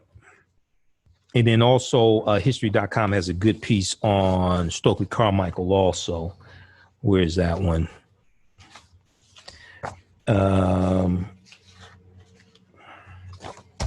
Yes, they have a good piece on Stokely Carmichael, and he goes on.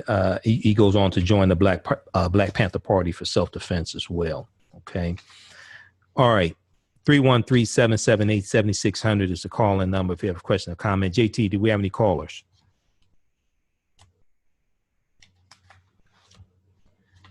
All right. And where's that other piece that I had?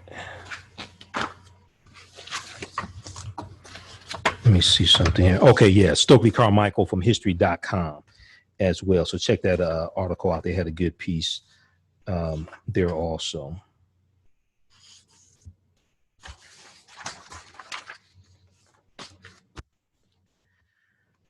All right, so let's continue. I want to see if we can get this clip of President Obama at the delivering the eulogy for John Lewis. So we're going to try to see if we can get that going also. All right. But this past week, there's so much that took place. And USA Today had a good article. I posted this. This deals with after kneeling during the national anthem, LeBron James hopes he made Colin Kaepernick proud. After kneeling during the national anthem, LeBron James hopes he made Colin Kaepernick proud. So this is from July 31st, 2020. As he knelt and locked arms during the national anthem Thursday night, Los Angeles Lakers LeBron James did not just protest systemic racism. He also wanted to send a message to former NFL quarterback Colin Kaepernick. Okay. And I guess we'll just play President Obama from my end. So we'll go to that in just a minute. Looks like it's playing. All right.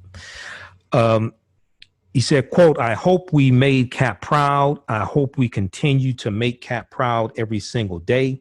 I hope I make him proud with how I live my life, not only on the basketball floor, but off the floor."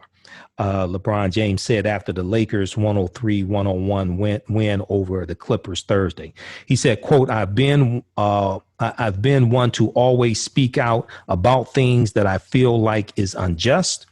If I'm educated on things, I always go about it that way. So Cap was someone who stood up when times were not comfortable and people didn't understand or refused to listen to what he was saying. So this is a lesson in perseverance and how the tide has turned. And now NFL, Roger Goodell came out and admitted that they were wrong to be against the players taking the knee. Now, he didn't apologize to Colin Kaepernick, which he should. But we saw Major League Baseball. We saw Detroit Tigers. We saw some other players, Major League Baseball teams, take a knee during the national anthem. As the season opens, it's going to be a short-lived season. 14 Florida Marlins caught coronavirus. It's going to be a short-lived season for Major League Baseball. Maybe the same thing for NBA. We'll see. Now, 4 years ago, Colin Kaepernick first knelt during the national anthem to protest racial inequality and police brutality, but he received immediate backlash amid charges that he was disrespecting the quote unquote flag and the military by performing a peaceful protest during the national anthem. The other thing that's important to note is that the idea of taking the knee came from a former Green Beret, Nate Boyer, who was a former Green Bay Packers player for the Green Bay Packers, and taking the knee is a sign of respect in the military. So when people say taking a knee is disrespectful to the military, taking a knee comes from the military. And it's a sign of respect in the military.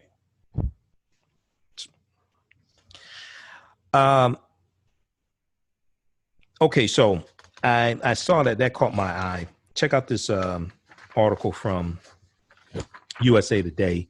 After kneeling during National Anthem, LeBron James hopes he made Colin Kaepernick proud. Okay, so I saw that, and then I want to let's go to let me play this clip. I'm gonna play this from this side, JT. This is from NBC News. Obama eulogizes John Lewis, founding father of that fuller, fairer, better American. I just want to play a clip of this here. Cigarette extinguished on their backs, or a foot aimed at their ribs. Refuse to let that dent their dignity and their sense of purpose. And after a few months, the Nashville campaign achieved the first successful desegregation of public facilities in any major city in the South. John got a taste of jail for the first, second, third, well, several times. But he also got a taste of victory, and it consumed him with righteous purpose. And he took the battle deeper into the South. That same year, just weeks after the Supreme Court ruled that segregation of interstate bus facilities was unconstitutional, John and Bernard Lafayette bought 2 tickets, climbed aboard a Greyhound, sat up front, and refused to move. This was months before the first official freedom rides. He was doing a test. Trip was unsanctioned. Few knew what they were up to. And at every stop through the night, apparently the angry driver stormed out of the bus and into the bus station. And John and Bernard had no idea what he might come back with, or who he might come back with.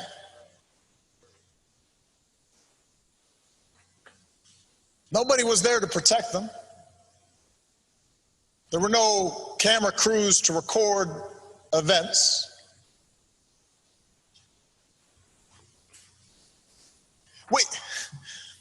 Sometimes, Rev, we read about this and we kind of take it for granted, or at least we act as if it was inevitable. Imagine the courage of 2 people Malia's age, younger than my oldest daughter, on their own, to challenge an entire infrastructure of oppression.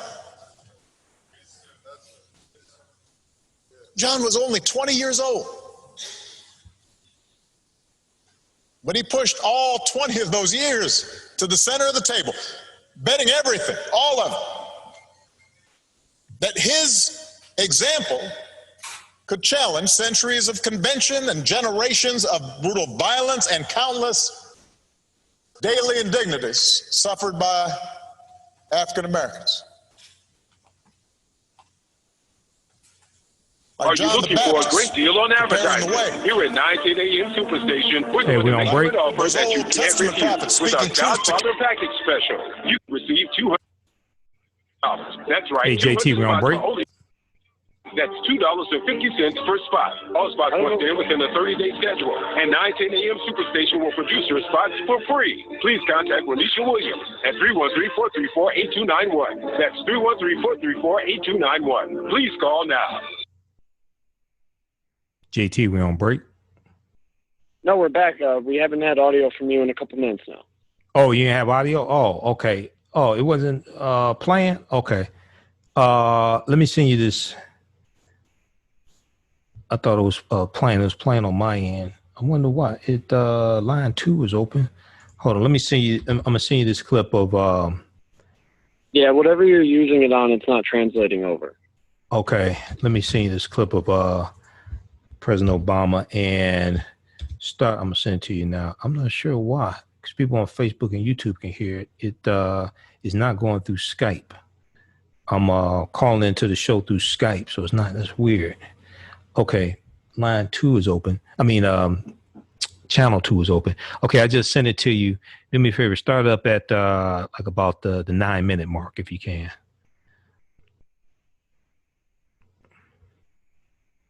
Did you get it? Did it come through? You gotta give me a couple minutes. Okay, that's fine. Yeah, start up at about the 9-minute mark. Okay, so people on the radio side couldn't hear it, but people on the social media side could. All right, so we'll get that clip queued up here in just a minute. I talked about in the eulogy that President Obama gave. He talked about a number of different themes. One of them is he didn't mention Trump's name, but he talked about the slowing down of the U.S. Postal Service to try to basically steal an election.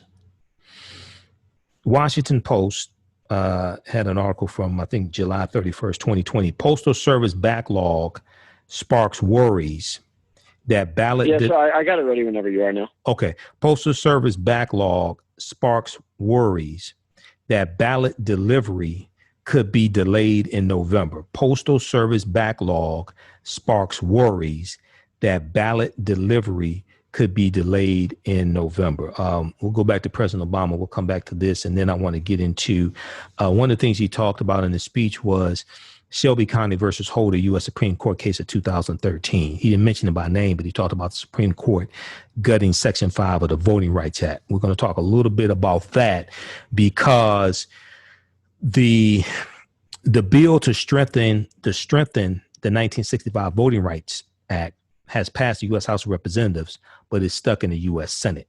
So all these people, Mitch McConnell, all these Republicans who want to talk about how great John Lewis was, you need to put your money where your mouth is and vote for the John Lewis Voting Rights Act bill that strengthens the 1965 Voting Rights Act. And it deals with it deals with the pre-clearance, which deals with states that had a history of putting obstacles in the way of African Americans voting. Poll tests, literacy tests, things like this, poll taxes, literacy tests. Because of the 1965 Voting Rights Act, if they wanted to change the locations of polling locations, if they wanted to change how many weekends you could have early voting, anything like that, they had to get permission from a federal judge. Okay, well, what Shelby County versus Holder did was it weakened Section 5 of the Voting Rights Act so that they don't have to get permission from a federal judge to make these changes. Right after that Supreme Court decision came down, states started making changes and started passing voter ID laws, various types of voter suppression laws, et cetera. So in the 2016 presidential election, there were 868 fewer polling places. 868 fewer polling places. Ari Berman, who writes at the time wrote for the nation.com, had a series of articles dealing with the voter suppression that was taking place in the 2016 presidential election. And he has one article dealing with their 868 fewer polling places. Today, there are about 1,700 fewer polling places. A lot of those polling places that were shut down are in communities that have a high African-American or Hispanic population. Okay, let's go back to this clip from President Obama. John was only 20 years old when he pushed all 20 of those years to the center of the table, betting everything, all of it, that his example could challenge centuries of convention and generations of brutal violence and countless daily indignities suffered by African Americans. like John the Baptist preparing the way, like those Old Testament prophets speaking truth to kings. John Lewis did not hesitate, and he kept on getting on board buses and sitting at lunch counters, got his mugshot taken again and again, marched again and again on a mission to change America.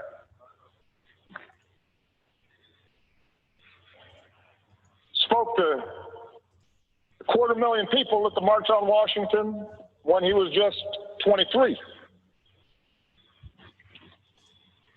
Helped organize the Freedom Summer in Mississippi when he was just 24. At the ripe old age of 25, John was asked to lead the march from Selma to Montgomery. He was warned that Governor Wallace had ordered troopers to use violence. But he and Hosea Williams and others led them across that bridge anyway. And we've all seen the film and the footage and the photographs. President Clinton mentioned the trench coat, the knapsack, the book to read, the apple to eat, the toothbrush. Apparently, jails weren't big on such creature comforts. And you look at those pictures, and John looks so young, and he's small in stature, looking every bit that shy, serious child that his mother had raised, and yet he's full of purpose. God's put perseverance in it.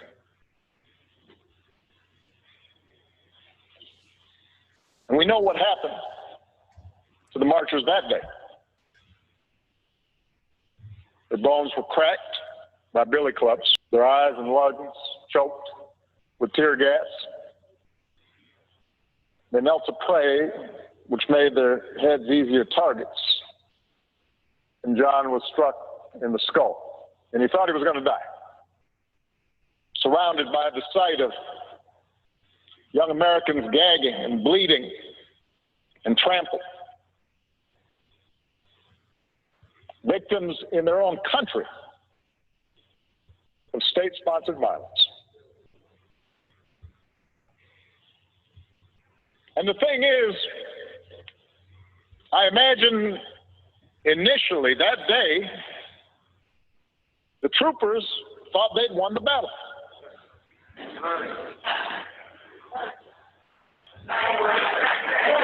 You can imagine the conversations they had afterwards. You can imagine them saying, yeah, we showed them. They figured they'd turn the protesters back over the bridge. That they preserved a system that denied the basic humanity of their fellow citizens. Except this time there were some cameras there. This time the world saw what happened, bore witness to Black Americans who were asking for nothing more than to be treated like other Americans, who were not asking for special treatment, just equal treatment, promised to them a century before, and almost another century before that. And when John woke up and checked himself out of the hospital, he would make sure the world saw a movement that was, in the words of Scripture, hard pressed on every side, but not crushed. Perplexed, but not in despair. Persecuted, but not abandoned. Struck down, but not destroy.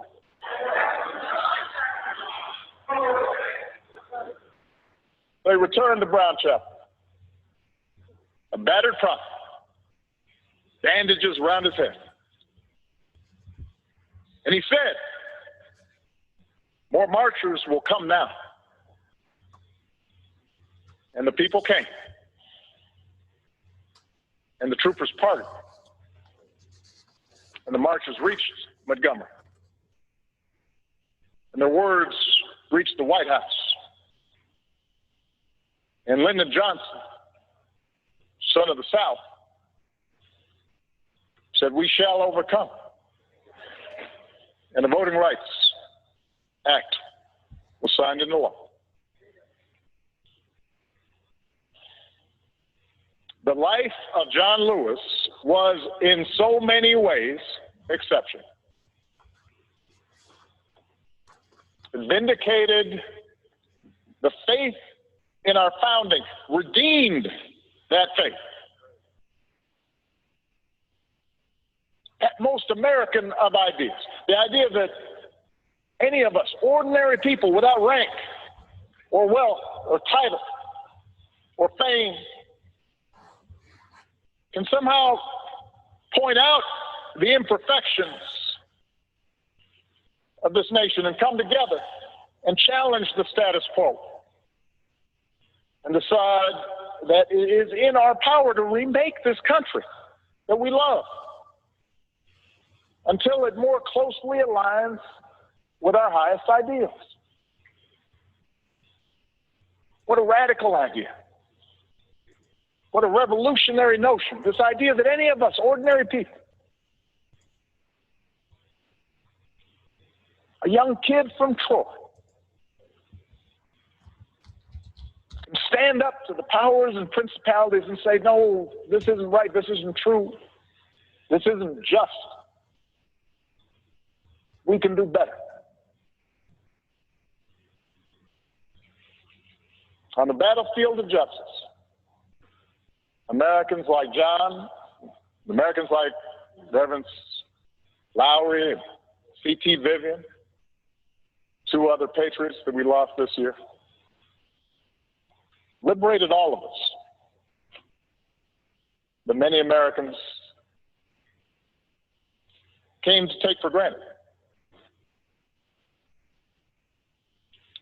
America was built by people like that. America was built by John Lewis's.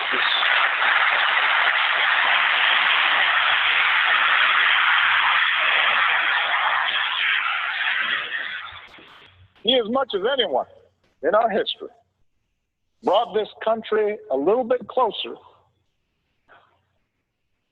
to our highest ideals. And someday when we do finish that long journey towards freedom, when we do form a more perfect union, whether it's years from now or decades or even if it takes another 2 centuries, John Lewis will be a founding father of that fuller, fairer, better America.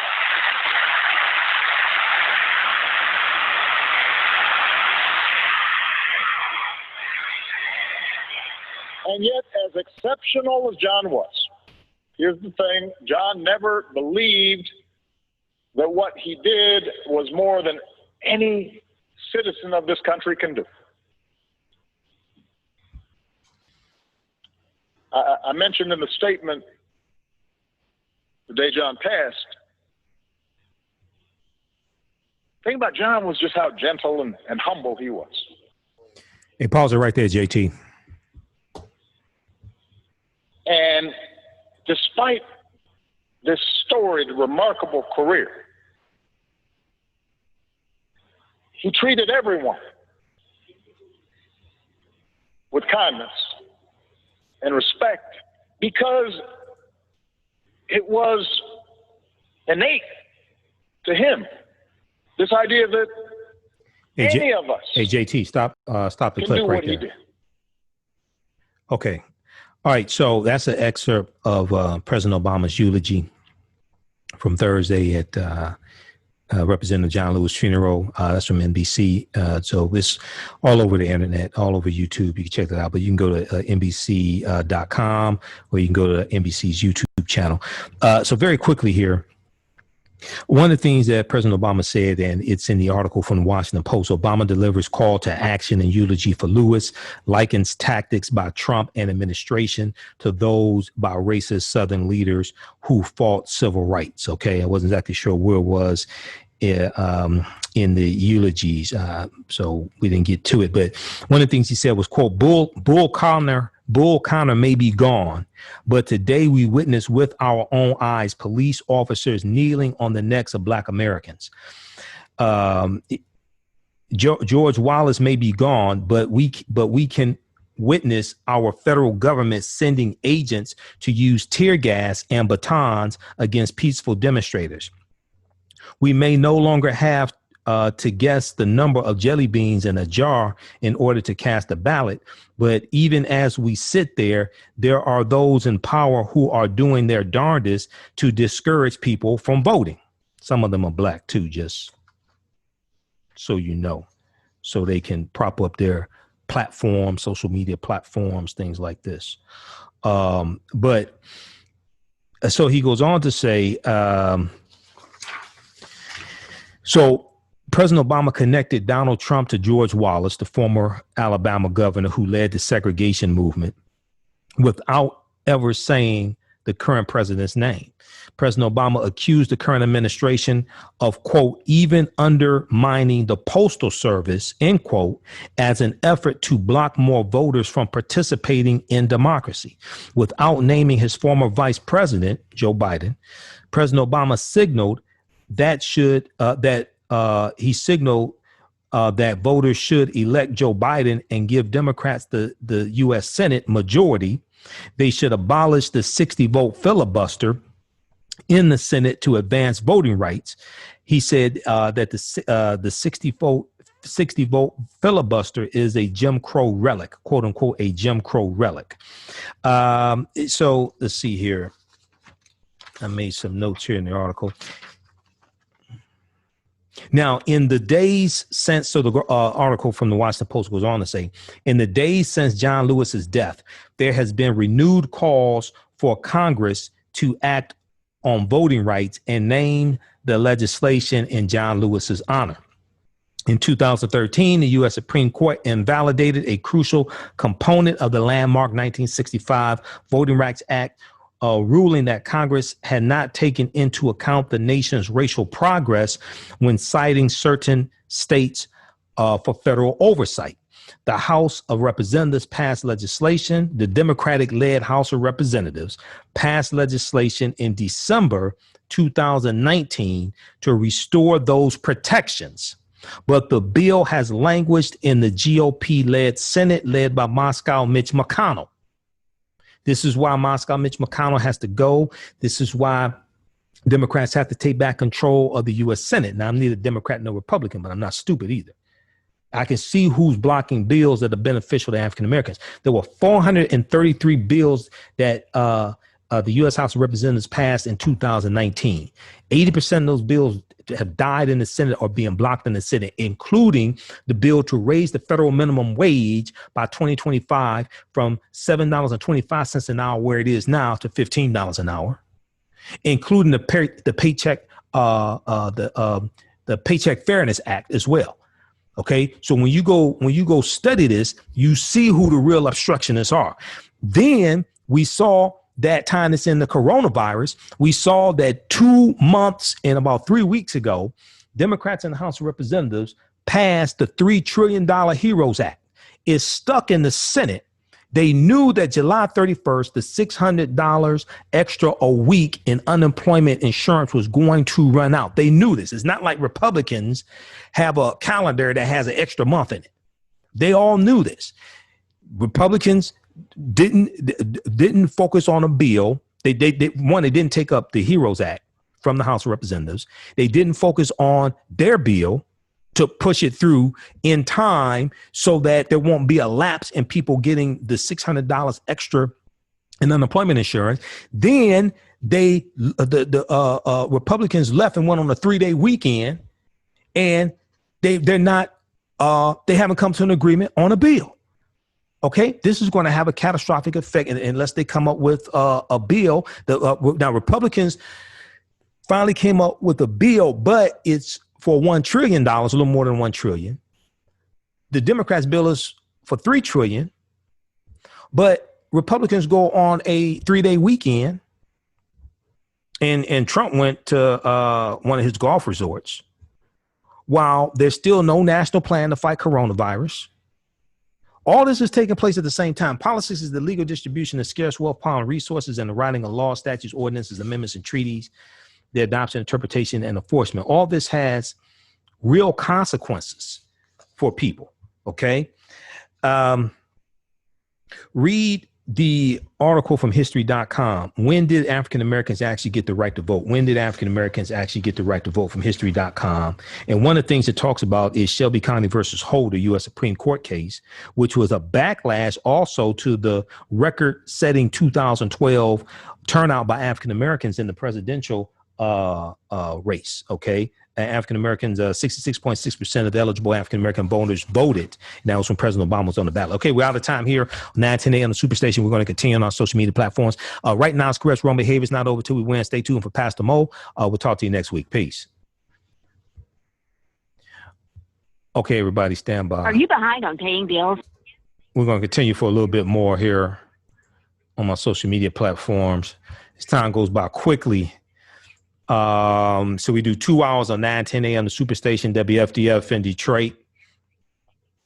And we'll continue here for a little while longer. It's been a very busy weekend, busy day, busy weekend. Hey, if you'd like this type of information, also, you can donate to the African History Network, $ the AHN show through Cash App, $ the AHN show through Cash App, or through PayPal, paypal.me/the AHN show, paypal.me/the AHN show. Or at our website, AfricanHistoryNetwork.com. Okay. All right. So when we look at Shelby County versus Holder, it's important to understand, and I speak, across the country and ask people about this U.S. Supreme Court case, and most people don't know what I'm talking about.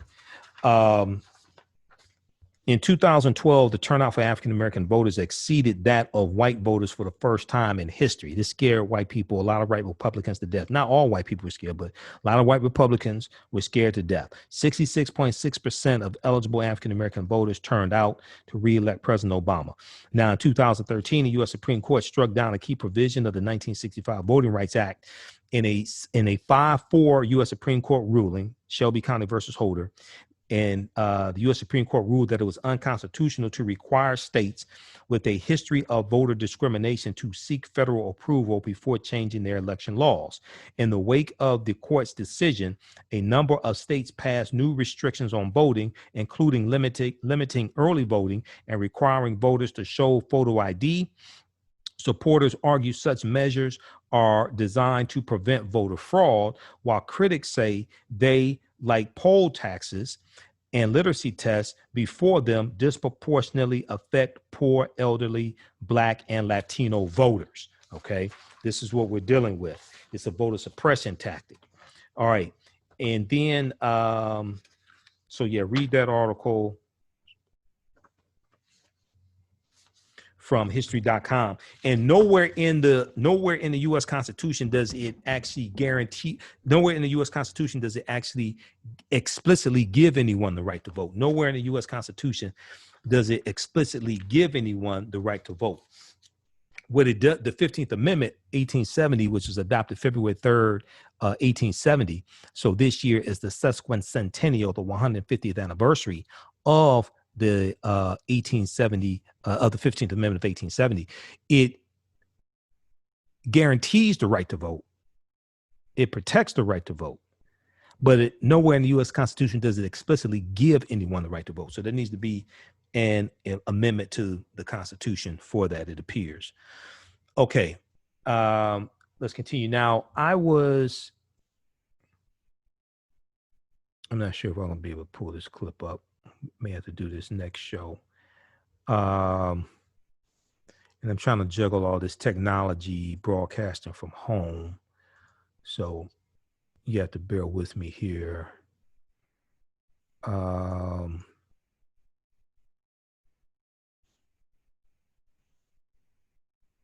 So next show we'll continue. We'll talk some more about Kwame Toure next show.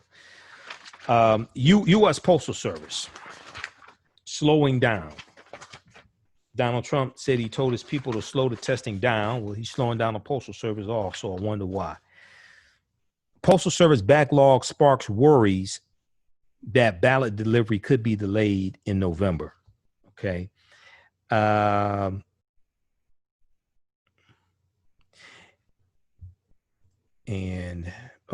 So as Donald Trump ramps up his unfounded attacks on mail balloting, voting by mail, as being susceptible to widespread voter fraud, he's not citing any studies for this, no evidence for this. He's just making stuff up.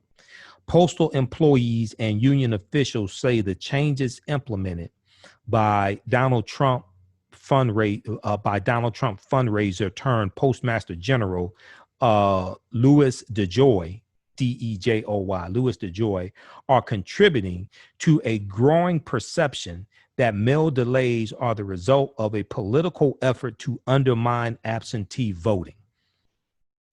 Okay. Contributing to a growing perception that mail delays are the result of a political effort to undermine absentee voting. The backlog comes as Donald Trump, who is trailing presumptive Democratic presidential nominee Joe Biden in the polls, has escalated his efforts to cast doubt about the integrity of the November vote, which is expected to yield record numbers of mail-in ballots because of the coronavirus pandemic. Now, on Thursday, this past Thursday, which was I think July 30th, Donald Trump floated the idea of delaying the November 3rd general election, a notion that was widely condemned by Democrats and Republicans alike. He has repeatedly gone after the Postal Service, recently suggesting that the agency cannot be trusted to deliver voter ballots. Now, Louis DeJoy, who is a North Carolina logistics executive who donated more than $2 million to GOP political committees in the past 4 years, approved changes that took effect July 13th, 2020 to the U.S. Postal Service. And these changes, the agency said, were aimed at cutting costs for the debt-laden mail service. They included prohibiting overtime pay, shutting down sorting machines early, and requiring letter carriers to leave mail behind when necessary to avoid extra trips or late delivery on routes. Now, the new policies have resulted in at least a 2-day delay in scattered parts of the country, even for express mail, according to multiple postal workers and union leaders. Letter carriers are manually sorting more mail, adding to the delivery time. Bins of mail ready for delivery are sitting in post offices because of scheduling and routing changes. BINS, bins of mail ready for delivery are sitting in post offices because of scheduling and route changes. And without the ability to work overtime, workers say the logjam is worsening without an end in sight. So this is all deliberate. Now, the people that told you don't vote in 2016, all we need to do is invest in the stock market and do economic empowerment and things like this, right? I told you that's all good. We need to do that. But we also have to understand politics. We also have to vote as well. Politics is the legal distribution of scarce wealth, power, and resources, and the writing of laws, statutes, ordinances, amendments, and treaties, that adoption, interpretation, and enforcement. I told you we need to block Donald Trump and his policies and what he's trying to do. I warned people about this in 2016. People didn't want to listen.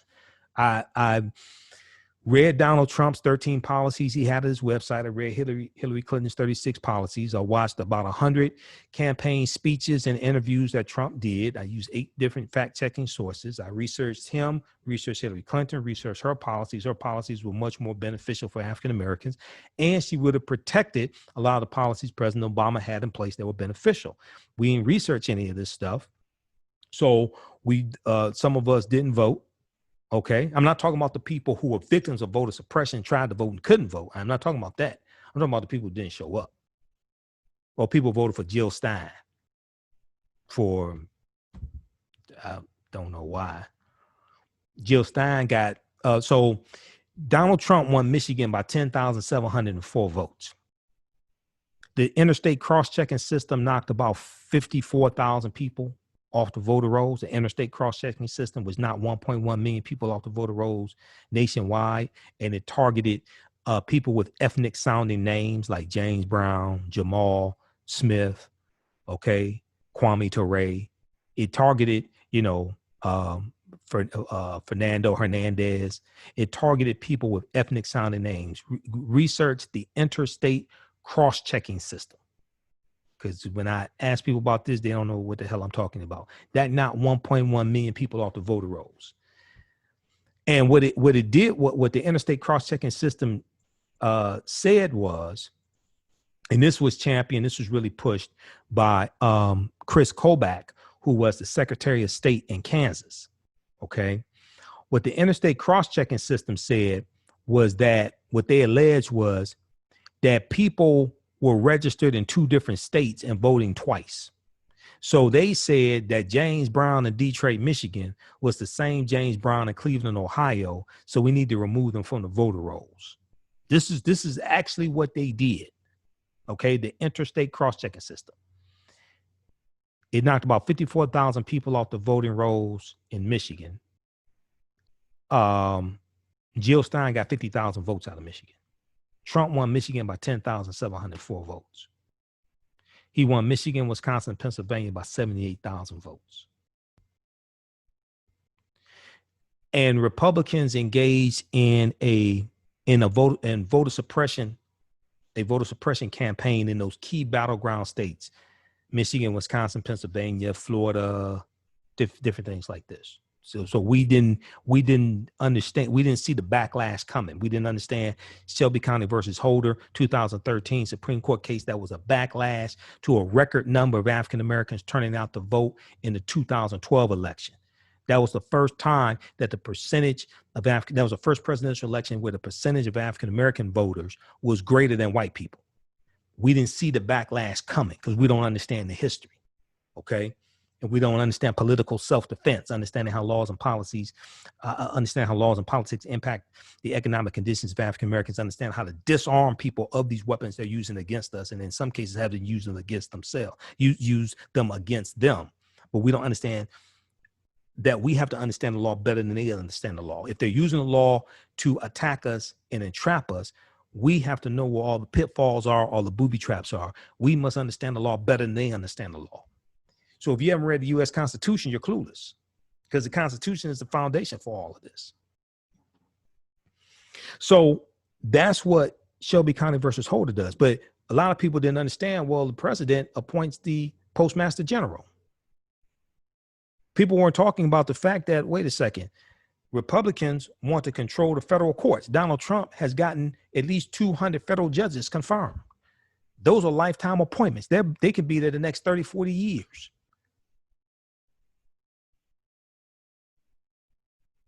Letter carriers are manually sorting more mail, adding to the delivery time. Bins of mail ready for delivery are sitting in post offices because of scheduling and route changes. And without the ability to work overtime, workers say the logjam is worsening without an end in sight. So you had African Americans who started businesses, right? And they used the U.S. Postal Service to receive products and ship products. Well, there's a slowdown taking place that's impacting your business. Coronovirus, okay, I haven't even gotten to that yet. All right, we see we've surpassed 150,000 deaths. We had about 4.6 million cases. This thing is not slowing down. This thing is not slowing down at all. And what Dr. Deborah Burks, and I have some problems with her, but she's correct. What she's talking about and others are talking about is fall will be here in a couple of months. Fall officially arrives September 21st. As it gets colder, people retreat indoors. When you understand virus spread, viruses usually spread more in colder weather than in warmer weather. In warmer weather, people are outside more, riding bikes, doing outdoor things. Okay, they're outside more, so the virus doesn't spread as much in the summertime as it does in the wintertime. If you can't get coronavirus under control during the summer, when more people are outdoors, what the hell is going to happen in the fall and winter when people retreat inside? And that's the time when viruses usually spread, because people are indoors more, they're closer together. So we're on pace by the end of the year to be at 300,000 deaths. This past week, you had on average 1,000 deaths for 6 days in a row. What the hell do you have to lose? The correct answer was everything, including your business, because it's estimated that 45% of African-American owned businesses are not going to survive the next 6 months. And the slowdown in the postal system is not helping.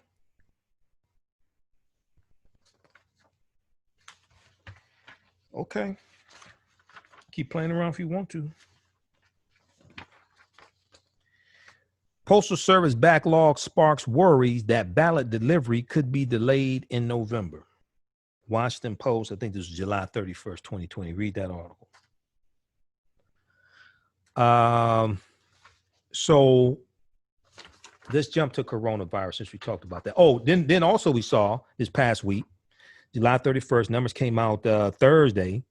U.S. economy contracted at fastest quarterly rate on record from April to June as coronavirus walloped workers' businesses. This includes Black-owned businesses and African-American workers. Okay? With that pain still fresh for millions of Americans, economists say the second quarter stands as an urgent warning for what is at stake if the vestiges of a recovery from earlier this summer vanish.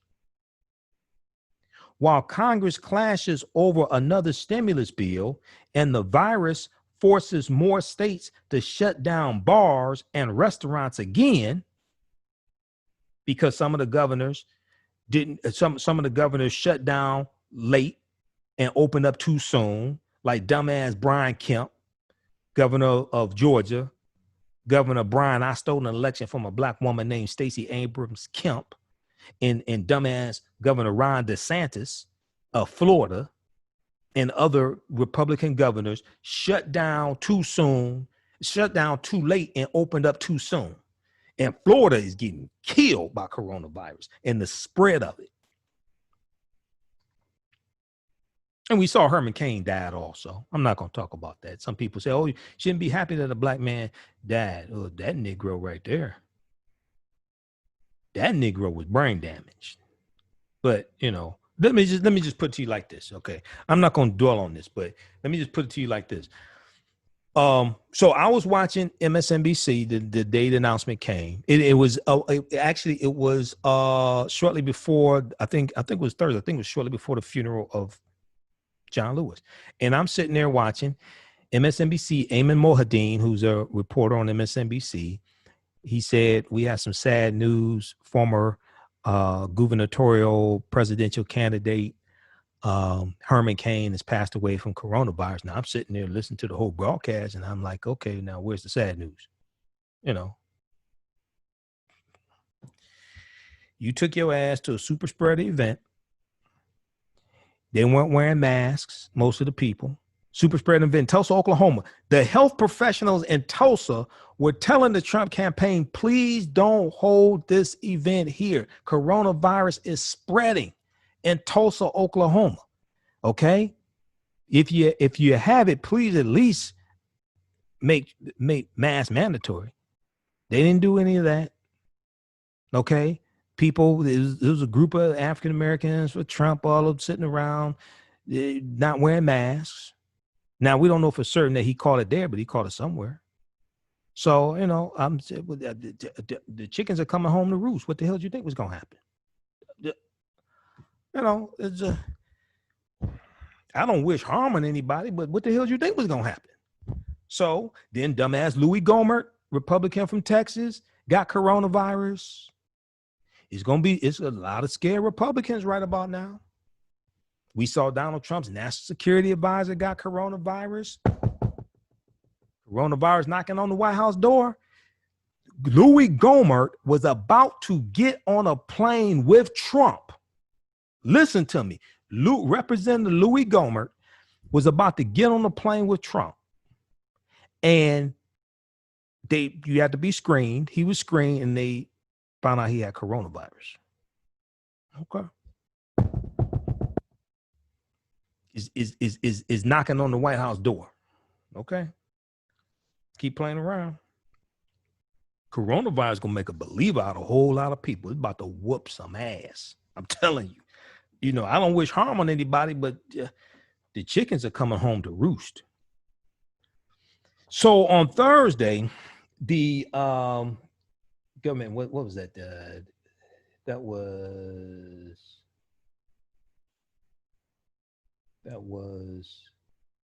July 30th.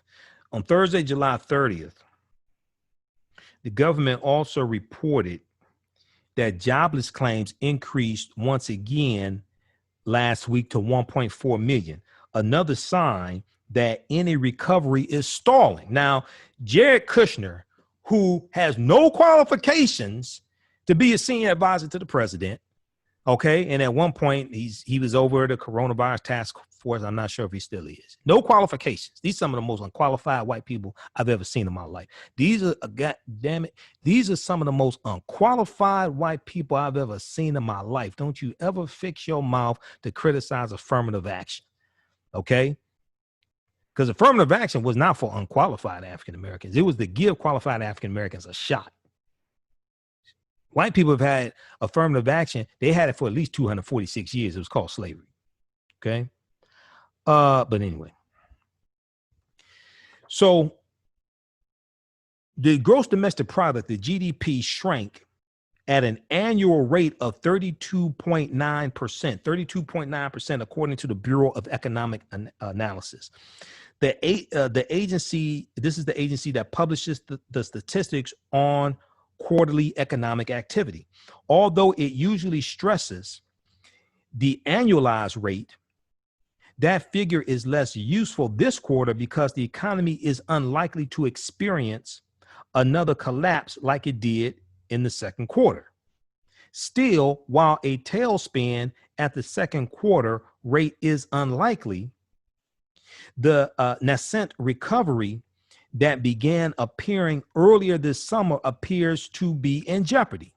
On Wednesday, Federal Reserve Chair Jerome Powell warned that the most recent surge in infections has begun to weigh on the economy, while re-emphasizing that a recovery cannot be sustained unless the virus is under control. So now let's look at what happens. See, this is an example of how elections have consequences and how stupidity kills. This is an example of how elections have consequences, how stupidity kills. So all those people that told you don't vote in 2016, okay, you should ask them, why the hell did you lie to us? That's what you should ask them, okay? Because this is what happens when you have incompetent leadership who has declared war on the scientists for the past 3 years, who disbanded the pandemic team that studied viruses. That was in 2019, and then you have Timothy Zimmer, who headed up the global pandemic team for the National Security Council. He was removed from that position in May 2018 by John Bolton. John Bolton was Donald Trump's national security advisor. That position was never filled. All you do is go through, I've dealt with this before, you go through step after step after step. There was a dismantling from the Trump administration of these checks in place to get ahead of a virus, a pandemic like this. Okay. Then the information came out in the past couple of weeks from somebody in the George W. Bush administration, and the Trump administration. They both talked about how both of those administrations left the Trump administration a pandemic playbook to follow to get ahead of a virus like this. That's been ignored. And we see that the Trump administration still does not have a national plan, a viable national plan to combat coronavirus so you can reopen the schools. He just wants to open the schools. Okay? You have to take actions today to get the virus under control, slow down the spread so you can open schools in September after Labor Day. Okay? They don't have a national plan. Their national plan is open schools, and now he says sometimes wear a mask, but they don't wear one most of the time.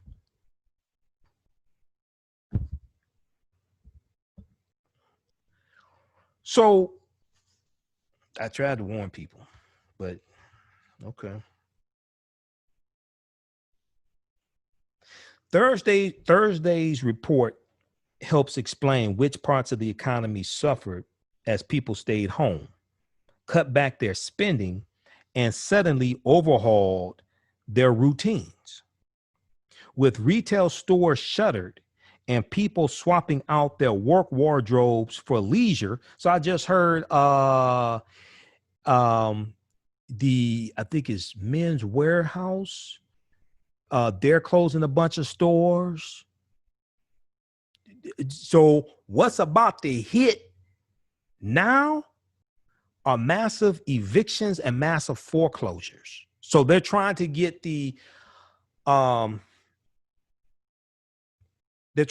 moratorium on foreclosure, on evictions extended, but that only applies if you're living in housing that's backed by federal funds. It's going to be a whole lot of people losing their homes and being kicked out of apartments behind this. This stuff did not have to happen. Dr. Julie Malveaux was on MSNBC in the past couple of days. You know, we just had her on this show a few weeks ago. She talked about how basically the overwhelming majority of this, if not all of this, was avoidable. This did not have to happen.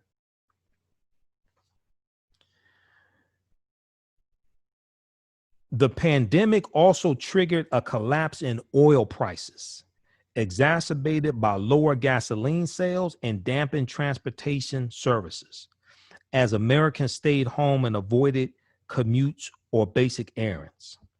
Healthcare fell off as the pandemic pushed people to cancel non-emergency visits and procedures, triggering layoffs within the healthcare industry. Restaurant closures fueled a drop in food prices. But even as the economy contracted at an unprecedented pace, some industries were at an advantage.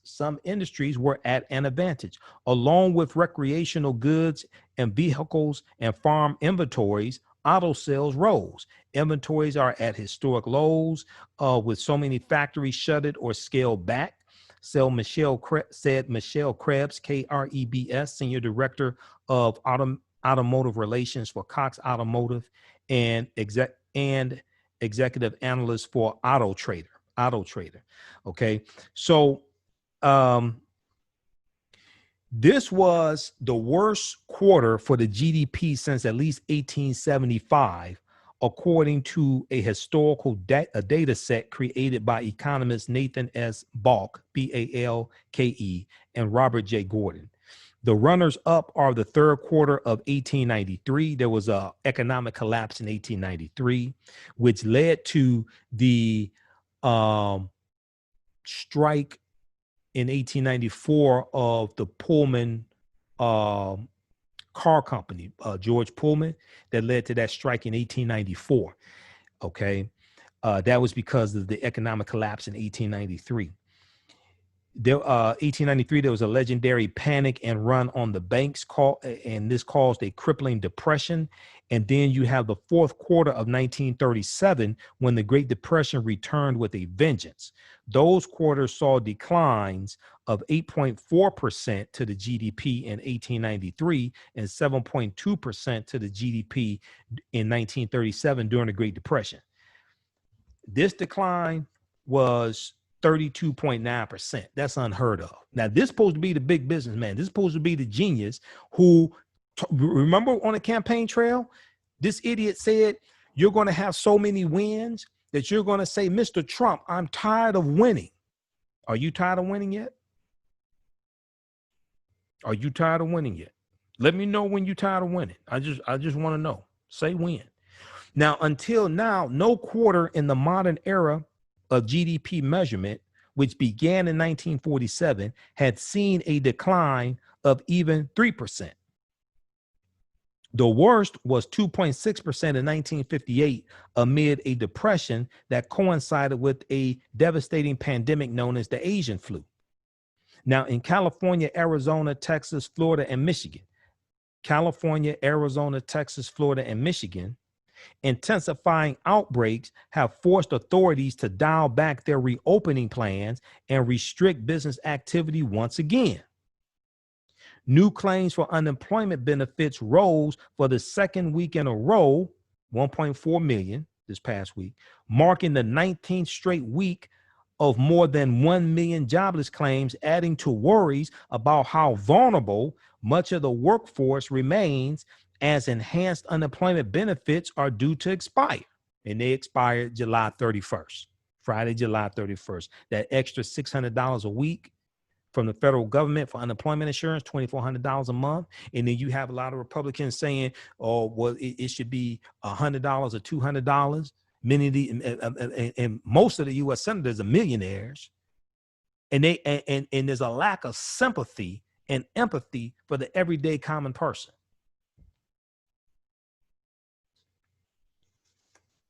U.S. Stock markets felt the shock of Thursday's GDP figures. By early afternoon, the Dow Jones Industrial Average had recovered some of its losses from earlier in the day, ending the day down less than 1% or down 225 points. Okay, so read the rest of this article, because I mean this is deep. And one of the things it says, let's see here. Okay, it talks about corporations filing bankruptcy. In May, big name companies started filing for bankruptcy, including retailer JCPenney and rental car company Hertz. At the same time, states began easing restrictions on gatherings of businesses, et cetera. It's estimated that about 50% of the jobs that have been lost are lost permanently. Okay, right now you got about 33 million people who are collecting unemployment, either unemployment for working a traditional job, or they were in the gig economy, Uber, Lyft, things like this, and they are collecting the pandemic unemployment.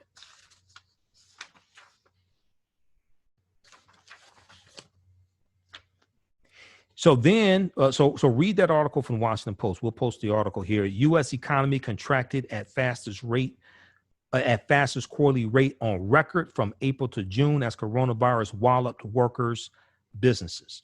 That's from July 31st, 2020.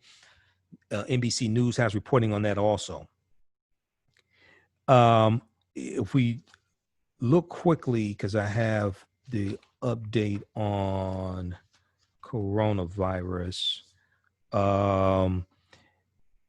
Dr. Deborah Birx on CNN State of the Union on Sunday said, I want to be very clear. What we're seeing today is different from March and April, noting that cases were increasing in rural and urban areas. Quote, it is extraordinarily widespread, end quote. She warned on Sunday that the United States had entered a quote unquote new phase of the pandemic and urged people to take extreme health precautions as infections and deaths rise sharply throughout the country.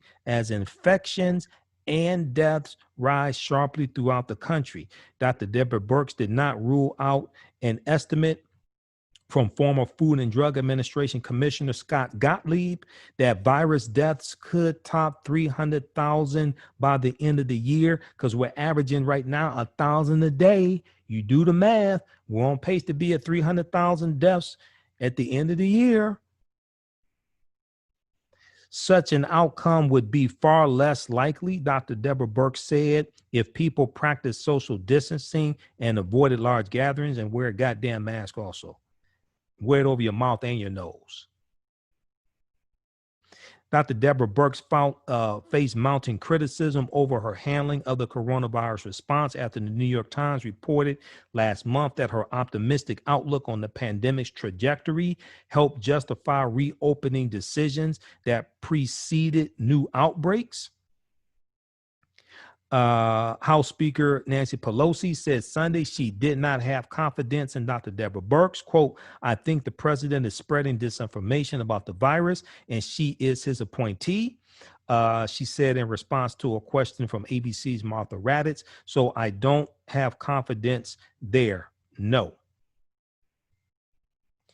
So in all fairness, Dr. Deborah Birx defended her decisions in responding to the crisis. She said, quote, I have tremendous respect for the speaker. I have tremendous respect for her long dedication to the American people. She told CNN before adding that she has, quote, never been called Pollyannish or non-scientific or non-data driven. Okay.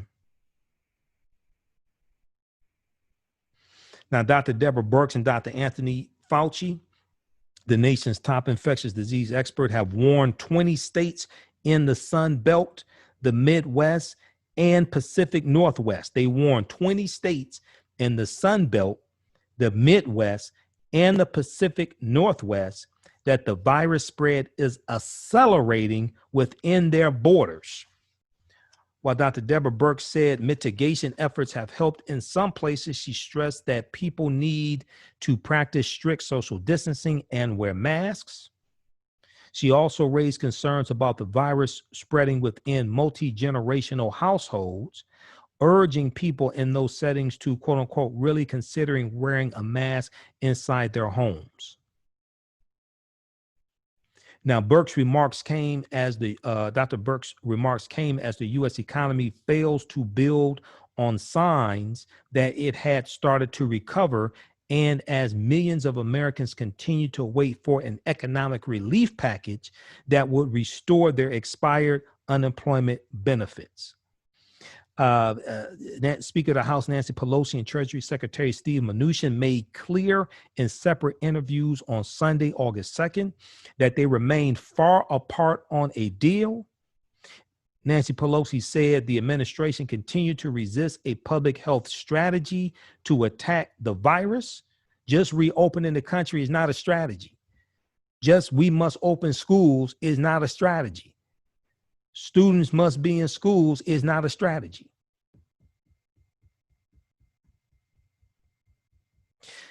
Treasury Secretary Steve Mnuchin defended the administration's response and said Democrats' demand for $1 trillion in new state and local aid was a non-starter. States can't operate a budget deficit like most states, based upon their constitution, can't operate a budget deficit like the U.S. government can. States need aid as well as cities. When we look at the city of Detroit, the 3 casinos had to shut down because of Governor Gretchen Whitmer's executive order. Motor City Casino, MGM Grand, and Greektown Casino. Those 3 casinos collectively pay the city of Detroit in taxes on a daily basis about $600,000 a day. Because they were shut down for a number of months, the Mayor Mike Duggan had to cut $338 million from the Detroit city budget, had to lay people off. Okay, this has real consequences. The stalled negotiations followed another week of grim signs for the country's pandemic response. The 7-day average for new coronavirus-related deaths rose in nearly half of states over the past week, pushing the national death toll past 150,000 and prompting health experts to warn that the trend was unlikely to reverse anytime soon. unlikely to reverse anytime soon.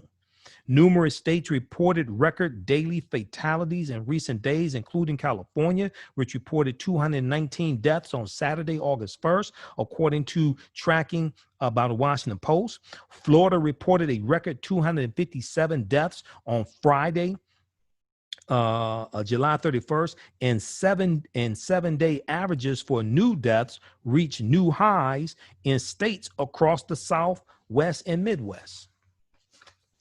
Now, what a lot of scientists are looking at is looking at this thing is going to explode in the fall and winter if we don't get it under control now. As people retreat inside to get out of the cold and they're closer together, this thing's going to explode.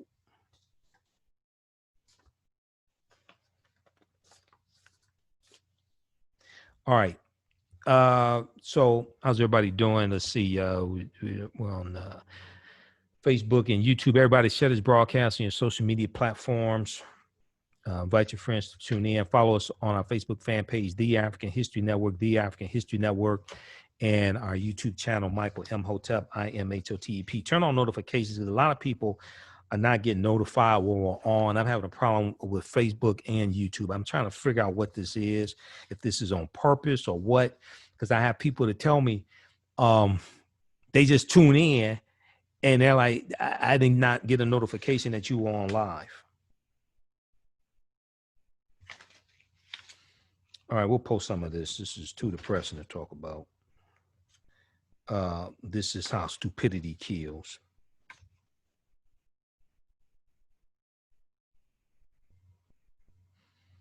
Over the past week, 24 states surpassed a case increase of more than 100 cases per 100,000 people, a metric the White House and Dr. Deborah Birx, the coronavirus response coordinator, have defined as a red zone, as red zone states. You got 24 states that are red zone states now.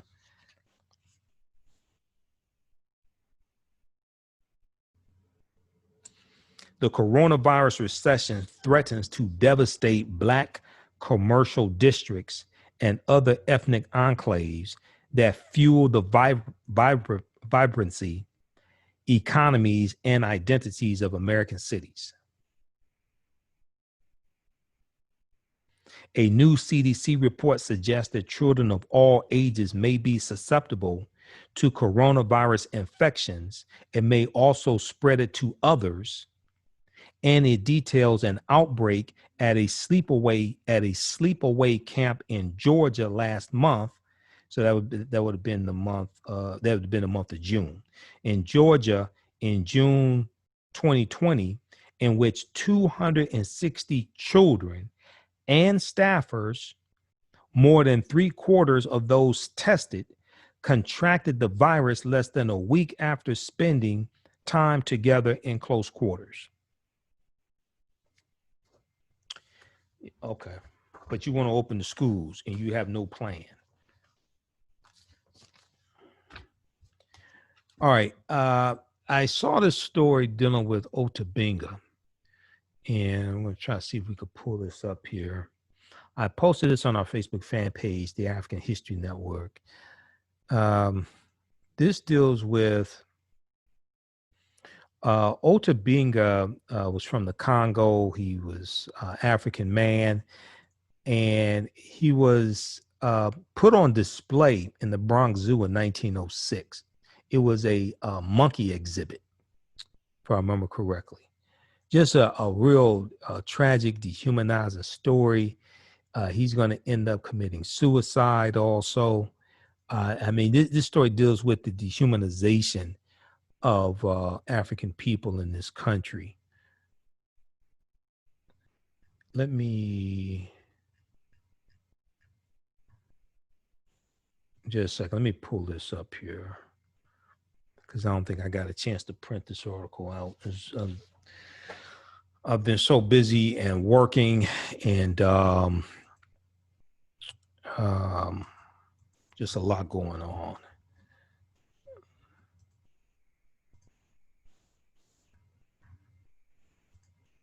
Okay, so hold on just a second here. Let's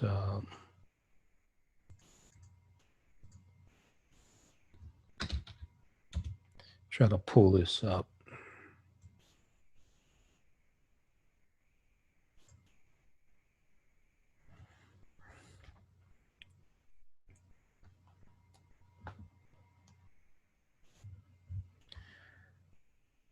All right, let me try to pull this up on my phone here.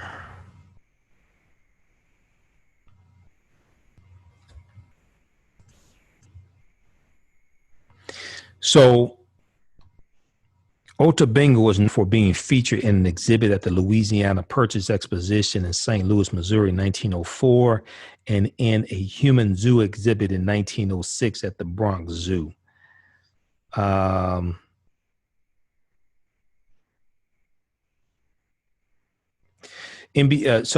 number of different outlets had articles about this. I saw one from thehill.com, but also NBCnews.com has this article.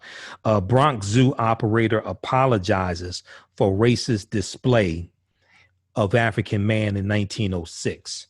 Bronx Zoo operator apologizes for racist display of African man in 1906. Ota Benga, a Central African man, was put on display in the Monkey House in 1906 before Black ministers, quote, brought the disgraceful incident to an end, end quote, the zoo operator said.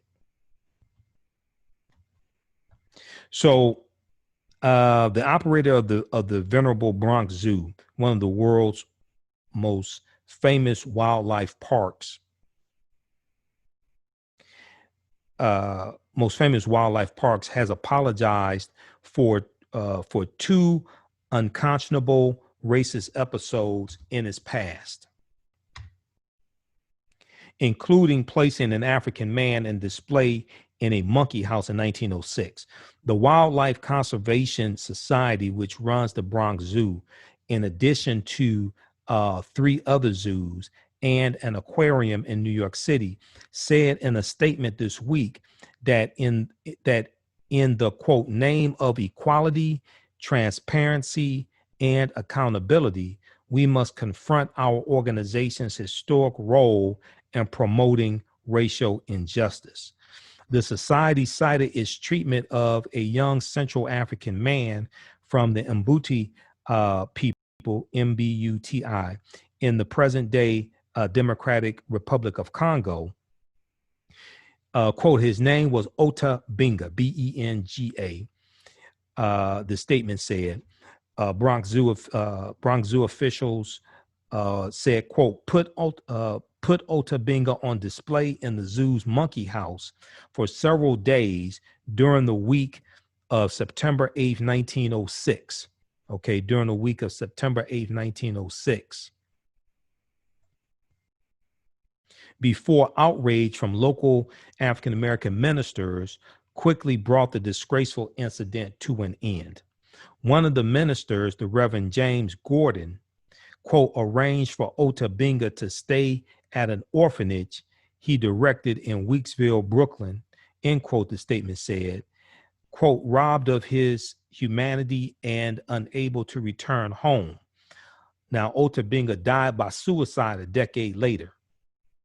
Harvey Bloom, who co-authored the 1992 book entitled Ota Benga, The Pygmy at the Zoo, said the zoo's apology is too little and too late. Harvey Bloom, Blume, told NBC News on Friday, he said, and to whom was this apology? It's a little late for Ota. Okay, referred to Ota Benga, it's a little late for him, he's dead.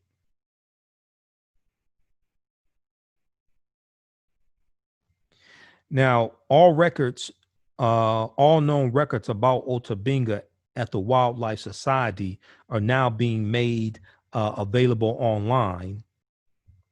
And let me see if I can pull this article up here.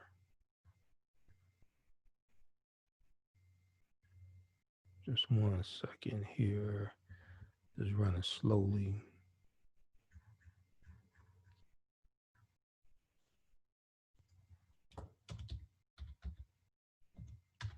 Okay, so All known records about Ota Benga at the Wildlife Society are now being made available online as part of an effort to publicly acknowledge the mistakes of our past. The Wildlife Conservation Society statement said. The organization, founded in 1895 as the New York Zoological Society, also denounced the eugenics-based pseudoscientific racism, writings, and philosophies advanced by two of its founders, Madison Grant and Henry Fairfield Osborne Sr. Okay, the organization founded in 1895 as the New York Zoological Society also denounced the eugenics-based pseudoscientific racism, writings, and philosophies advanced by two of its founders, Madison Grant and Henry Fairfield Osborne Sr. Now, Madison Grant penned an infamous eugenics book. Eugenics means new genes. And eugenics was a movement. Eugenics was started by Sir Francis Galton, who was a cousin of Charles Darwin in 1883. Okay. And eugenics was basically, it started out targeting poor African Americans and white people. And it was trying to root out people they perceived had genes that made them more likely to become criminals, imbeciles, different things like this. But over time, it started focusing more on African Americans. They had state-sponsored eugenics programs in the U.S. to sterilize people, like in North Carolina. Okay, so it's a whole history behind eugenics. So Grant penned an infamous eugenics book called The Passing of the Great Race, with a preface by Osborne. The book was submitted as a defense exhibit for Nazi doctor Karl Brandt, ND, a director of the Third Reich's euthanasia program, and other defendants in the Nuremberg trials. Okay, hold on just a second here. Let me switch memory cards.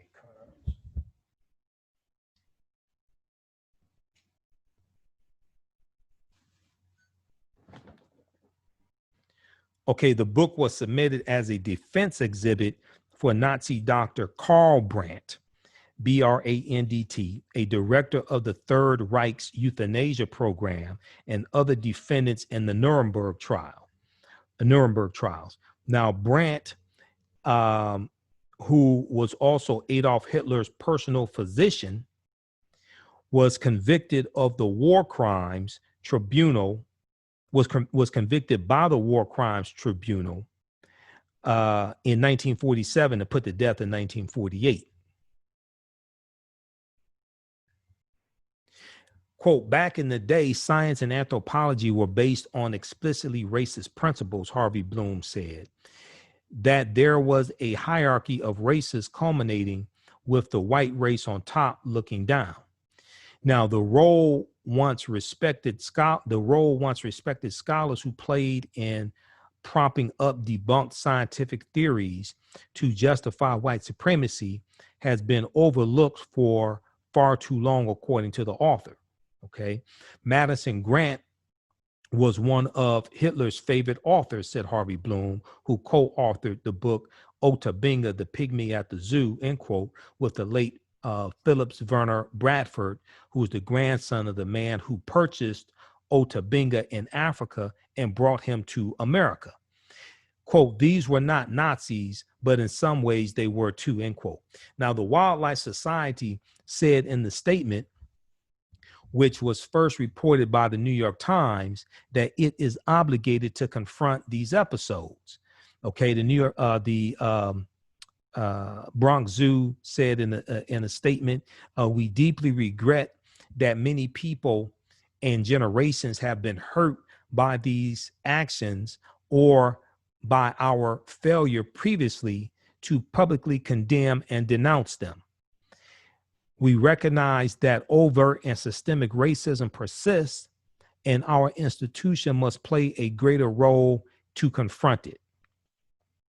As the United States addresses its legacy of anti-Black racism and the brutal killings that have led to mass protests around the world, we reaffirm our commitment to ensuring that social, racial, and environmental justice are deep rooted in our conversation mission, end quote.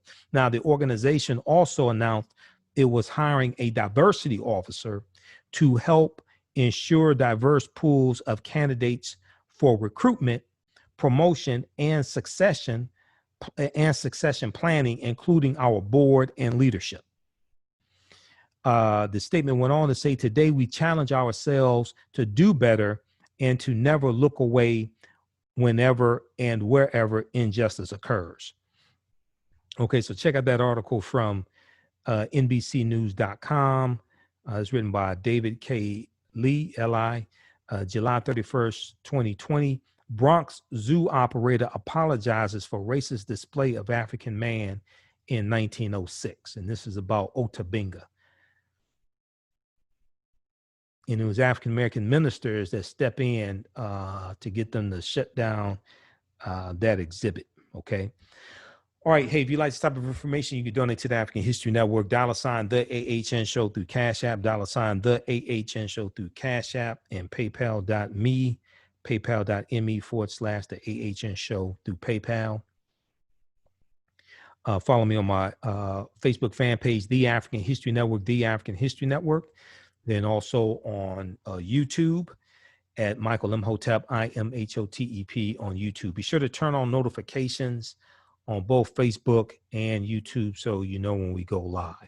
All right, so we do the African History Network show every Sunday, 9 p.m. to 11 p.m. Eastern Standard Time. You can go back and watch these broadcasts on Facebook and YouTube. Also, we have them in audio podcast format.